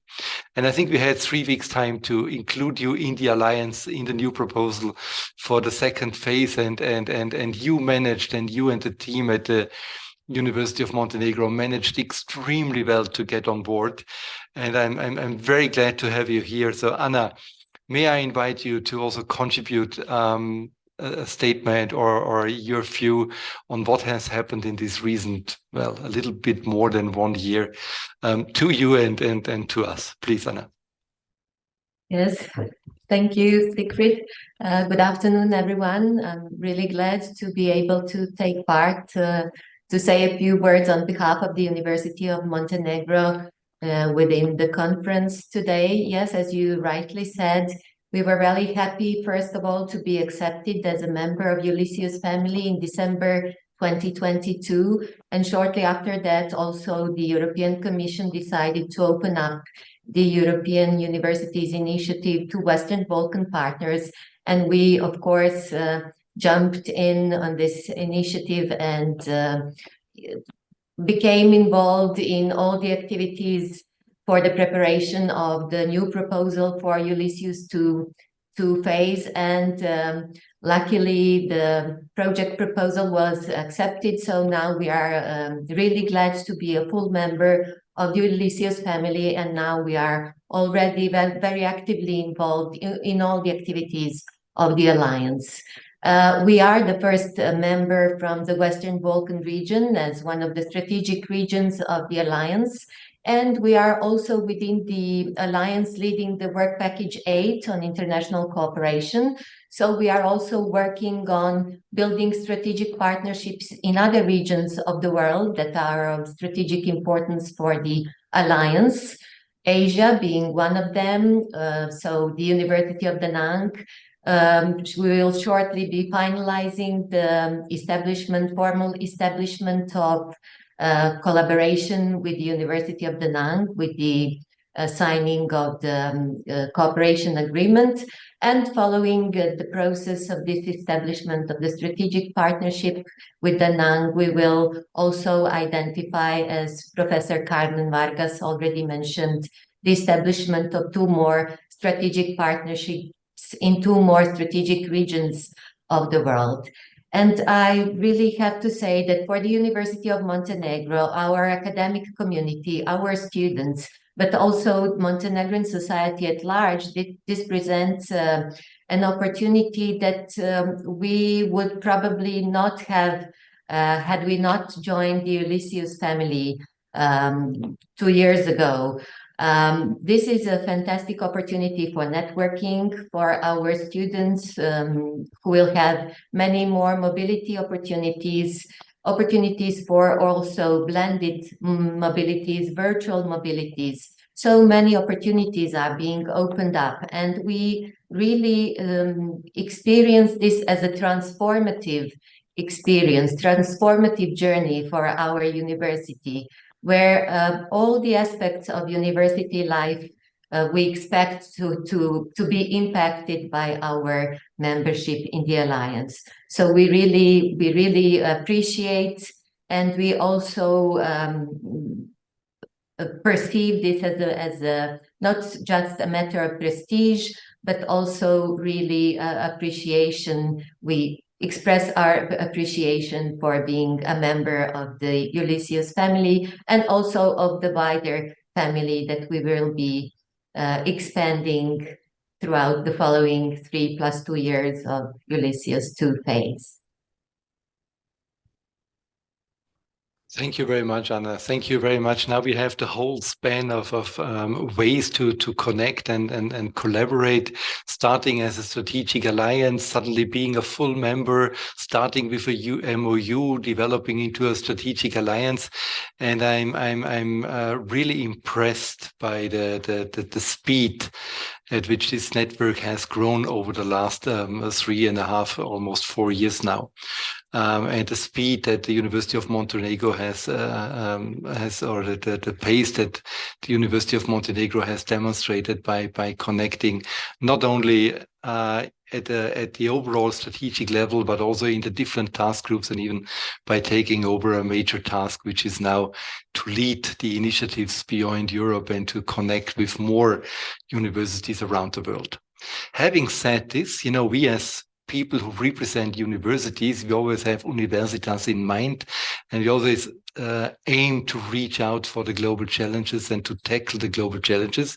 But at the same time, we all have learned that our regional stakeholders play a very important role. We have regional stakeholders who provide the majority of our funding for us, our local societies who expect us to create the benefit for the region, the country, the city where we live in.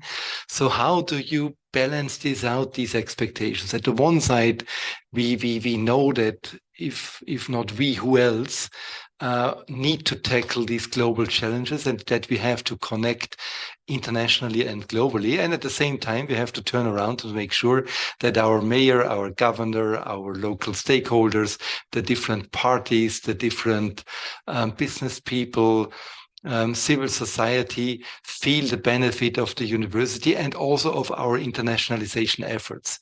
So how do you sell Ulysseus as an opportunity to your communities?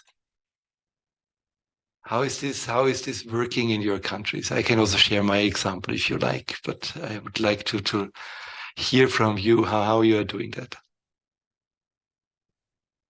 I know that this is always some reason for tension. Please, François. I can jump in.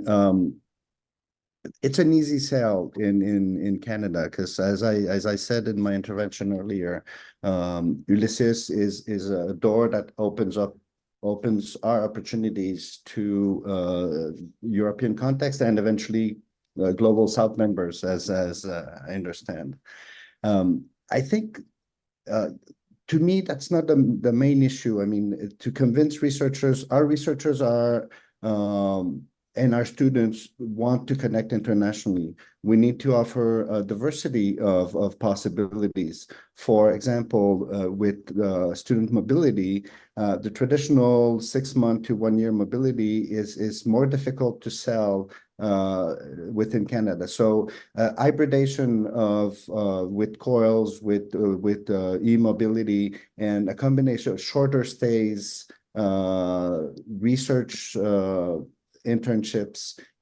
So offering a variety of options to me is a way to mobilize our internal community.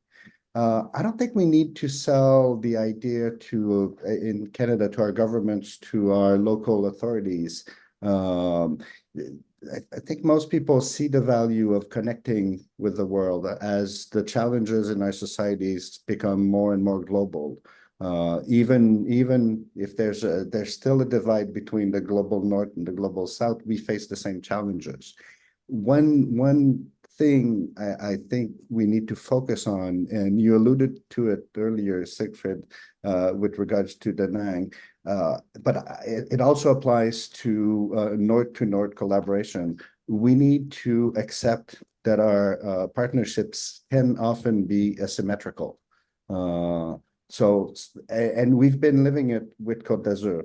In some years, we've been able to put in the equal amount of resources in order to build something. But in other years, one of the partners put more. And I think we need to accept that, especially with the Global South. I'm currently in Brazil in a conference of internationalization of universities. And it's a major theme. You know, how can the Global South connect with the Global North, knowing that there's a huge gap in the availability of resources? So I think we need to find ways, and it's not a question of charity. It's not a question of we need to find ways to connect with and respecting the capacity of both institutions. The capacity should not be a barrier to collaboration. I don't have the exact solution, but I think we need to have this in mind when we approach different partners to make it more constructive partnerships.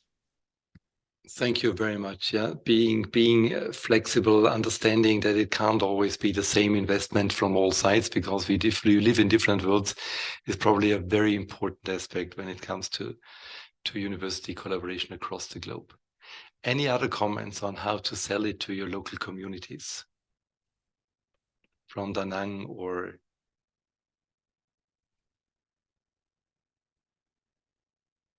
Christine from the University of Da Nang. It's our great pleasure to meet all of you virtually. So I would like to share with you some idea about the cooperation. I think that their long-term partnership and their understanding help our cooperation effectively. And I would like to share about the collaboration between the University of Da Nang and the University of Sofia Antipolis in the past and the Côte d'Azur now. Yeah, so when we have the fully understanding, so from the bottom up and the top up and bottom down. So when we have the understanding between the two universities and then with the Ulysseus, with the own alliance. So I think that is a very good way for all the researcher, all the staff can develop together.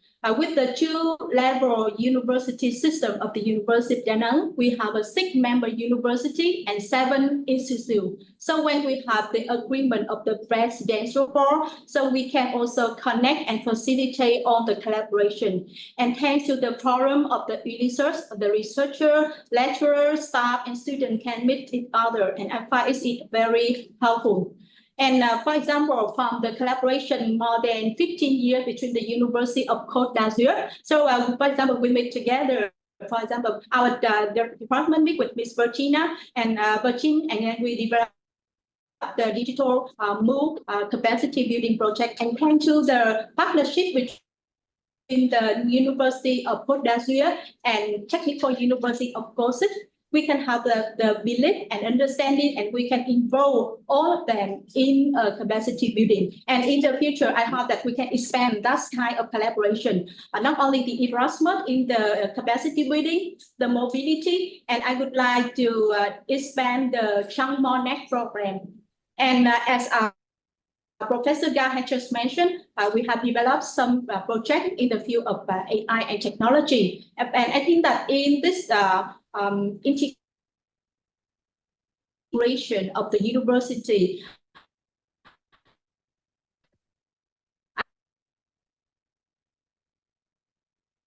Thank and you. to expand to other area also. Qualification. Yeah, thank you.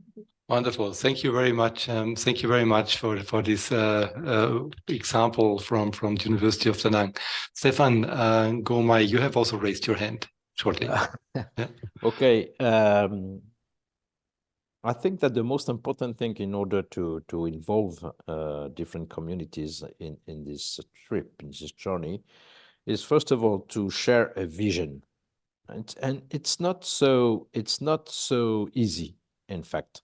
Of course, when we are between academics, it is quite easy. But if you go outside, sometimes it's not that easy. And so we have to talk a lot in order to share a vision on the fact that internationalization is a very important issue. Indeed. And right now, you all know that we are living in a world where we see protectionism emerging again. So so we have to fight against this and to tell to our partners that an open world is the most interesting thing. Secondly, in order when you share a vision, then you have really to propose real projects. I mean, and this means that you have to identify with your communities, be they academics or companies or else, a project, I mean, a real one. And this is why we, I think, created these innovation hubs with the building thematic ecosystems. And but within this, we have to identify real projects. And and then, of course, there is the problem of resources. And here, I think that Francois is completely right. I mean, you cannot just, even with your local authorities or companies, you cannot just say, well, this is €1 for €1 or 1 person for 1 person.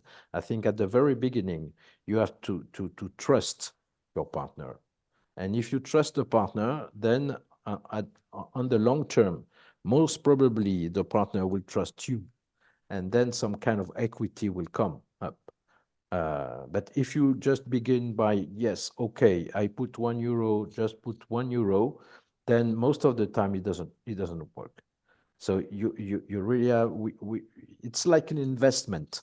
So you put something on the table, and then you're just hoping that the return will come in the short or medium term.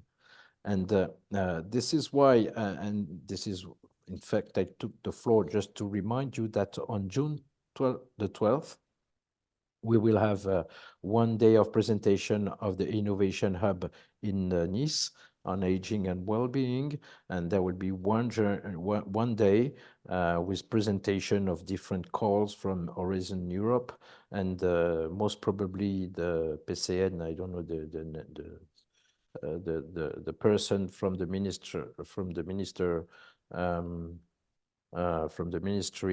French ministry, but representing the Horizon Europe cluster health, will be present and will present all the different calls. And I hope that most of you could be here or at least online in order to hear that. And the afternoon we will try to make the teams that could work together in order to candidate to these calls. So this is one way trying to pull all these partners to work together. But it's difficult. I mean, it's not that easy.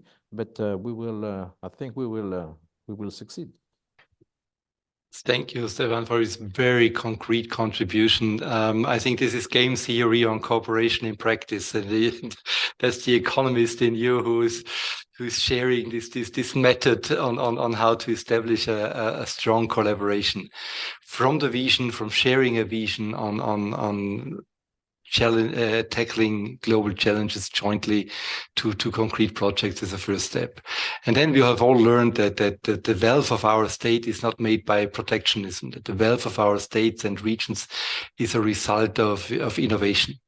And innovation usually results from diversity, diverse ideas and diverse people. And the Alliance is the prototype for bringing people together from all corners of the world in order to make sure that our ideas that we put on the table to solve and to create the future is as diverse as possible, as innovative as possible, and creates as much wealth as possible. I think this is very clear. But we understand that. And if I look to Canada, Canada also knows how to manage diversity. But as an alliance, or as some European states here, we are not used to manage diversity. So how will we manage diversity in our alliance? How will we make sure that intercultural learning, intercultural understanding, appreciation of diversity is one of our core values that we share across our universities? Maybe François, you can share the Canadian stories, how you do that as a country and as a university.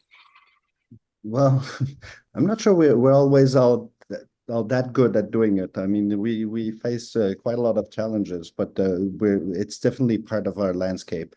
I would respond in the following way. I mean, Stefan, I think by saying that we need a shared vision is absolutely right.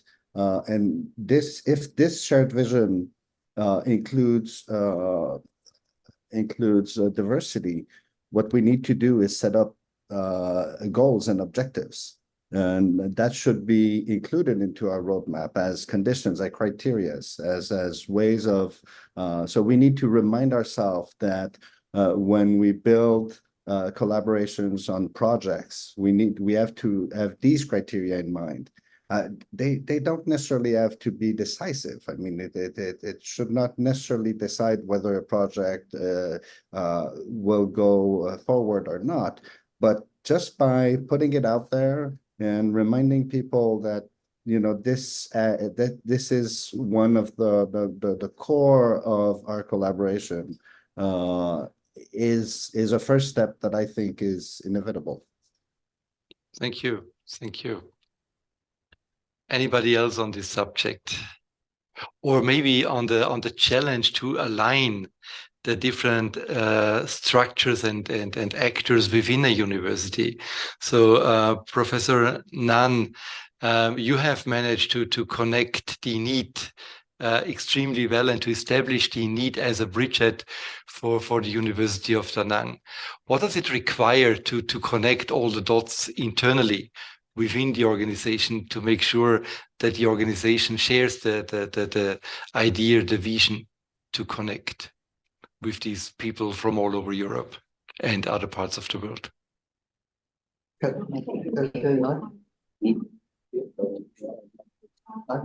Yes, so actually, Anthus and also Professor Yang here, so we should discuss about this point. And Professor Yang also wants to add one point here. So in the collaboration long time with Côte d'Azur, so that is our strategic partnership. And of course, due to that, so we already established many collaboration from long time ago. But as Professor Stefan Ngomai already mentioned, so the approach here is come from the bottom up.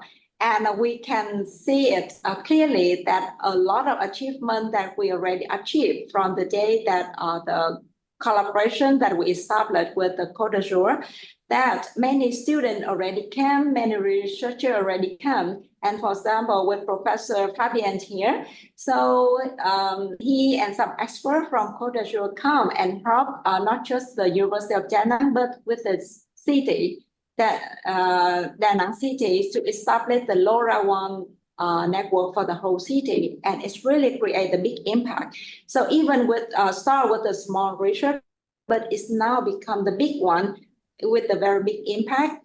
And another lesson for us to see that is the conference last year. So we, if you remember that we invited our researcher from the Ulysseus Alliances to come to Da Nang, and we have a very initial talk and share about the collaboration idea in on the domain.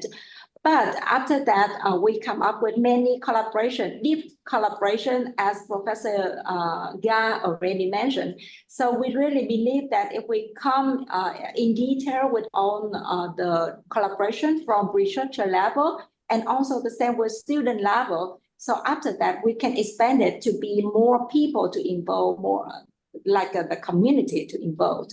And Professor Yang keep mentioned to us that thanks to the collaboration, thanks to the support of the University of Côte d'Azur, that bring many researchers and students to come from the very first day. And now, not just only about the researching activity, mobility, but now they need already established 5 different startups based on that researching activity. So based on that, we really think this is a very good model, very good framework that we can go ahead.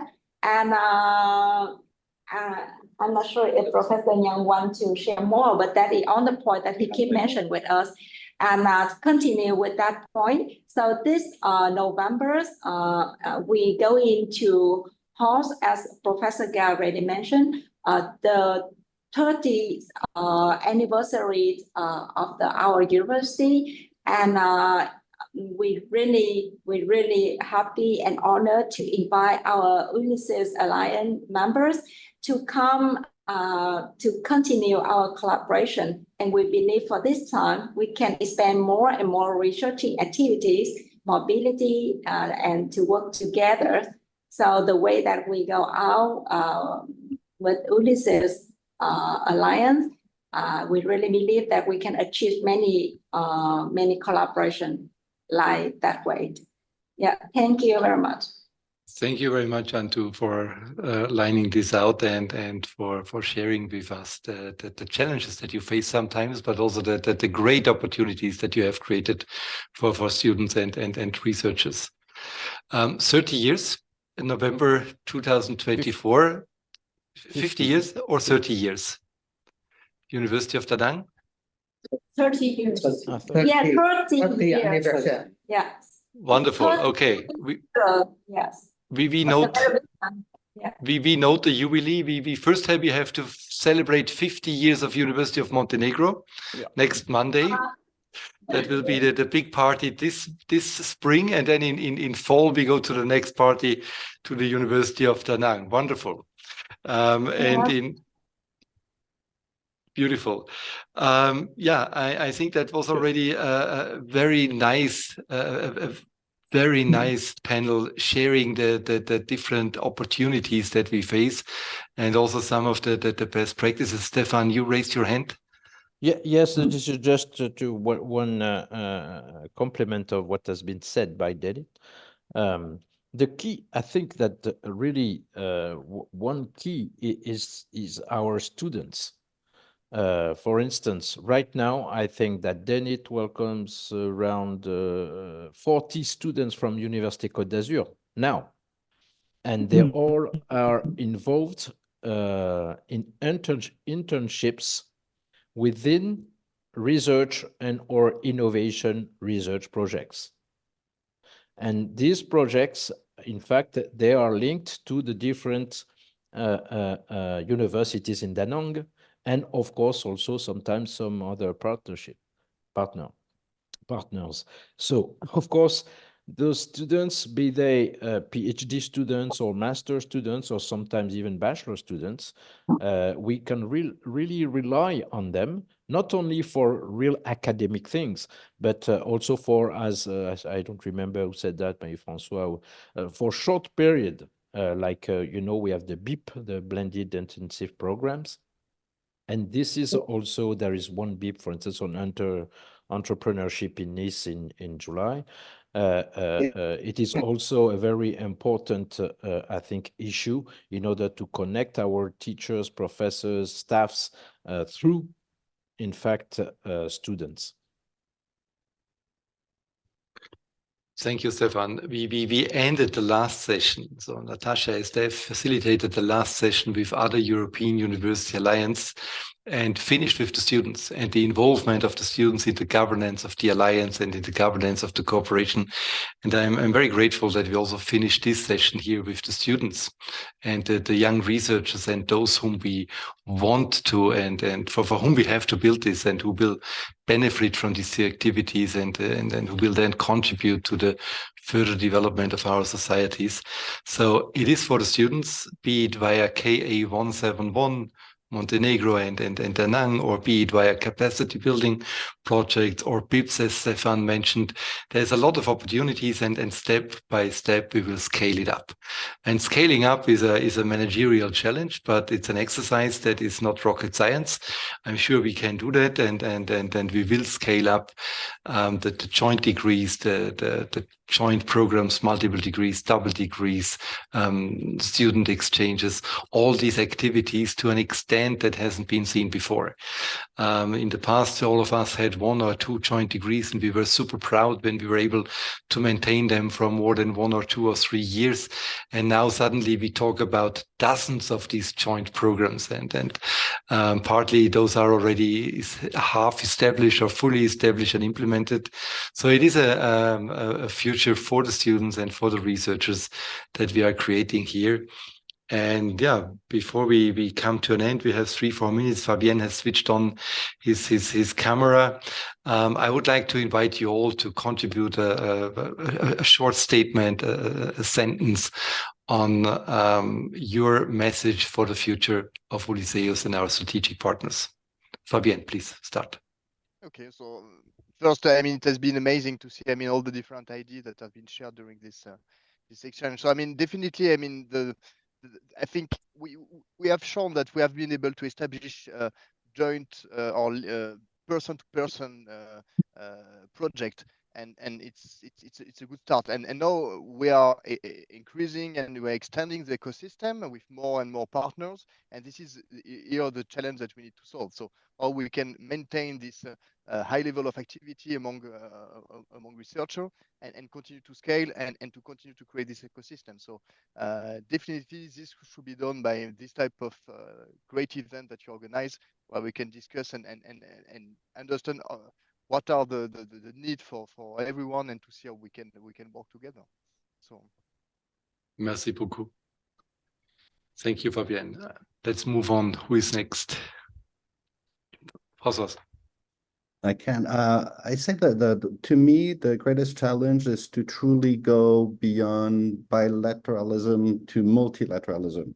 So the setup we have allows us to multiply bilateral initiatives between 2 partners of the ecosystem. However, I think if we really want to succeed, we need to have trilateral, fourth lateral, whatever, and really mingle the researchers, the students into initiatives that imply more than 2 institutions.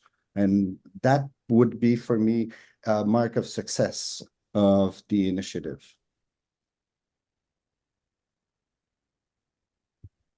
Thank you very much. Thank you. Thank you for this message. Who is next?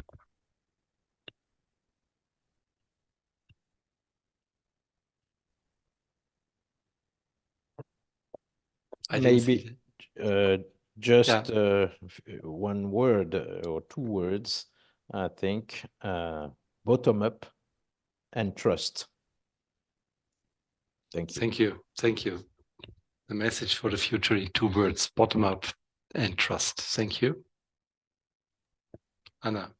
Yes, I will just also shortly say, in the spirit of Work Package 8, which involves also sharing European values beyond Europe, since we are still not a member of the European Union, and since membership in the European Union is our national aim, objective, and priority, I would like us all to work on sharing these values, European values, among partners also beyond Europe, also sharing the values of European partners with us outside of the EU and beyond Europe.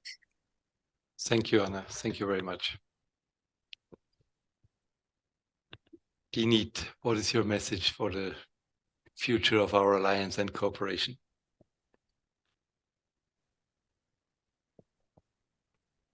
So thank you very much for your cooperation. I do think that with the project we had established together in many fields I had mentioned in our presentation, and now the problem we can find together the fund for project, and I do think that we can establish together the project in Erasmus. For example, now we have the first project of capacity building. We have already had project between the University of Education and Technology of UD and another university in Finland. And we have another four other projects. And now we would like to see the youth working together to find support so that we can carry out together the research and student and staff exchange. We have some example to work with the European University, and now in the Ulysseus with more than 10 other, and we have a large possibility of cooperation. So we would like to ask your support, because our country in outside European, and we have a limit possibility of financial possibility. So the support of European country is very important. Thank you. Thank you, Professor Bulbanka, and thank you all for sharing, for the opportunity to learn and to hear from each other how things have worked and where we still face some challenges, and for celebrating our alliance and our cooperation. And now I wish you all the best for your morning in Brazil, your evening in Vietnam, your afternoon in Europe, and I'm very much looking forward to the next celebrations. 50 years in Montenegro, another celebration, 30 years in Da Nang in fall, and whatever comes to us, we will not miss one party. All the best, enjoy your day, and thank you very much for joining. Thank you very much. Bye-bye. Bye. Bye. Thank you very much. Yeah. Thank you. Thank you. Thank Bye you. bye. For Nice to see you. Yeah. Thank you Thank very you. much. See you.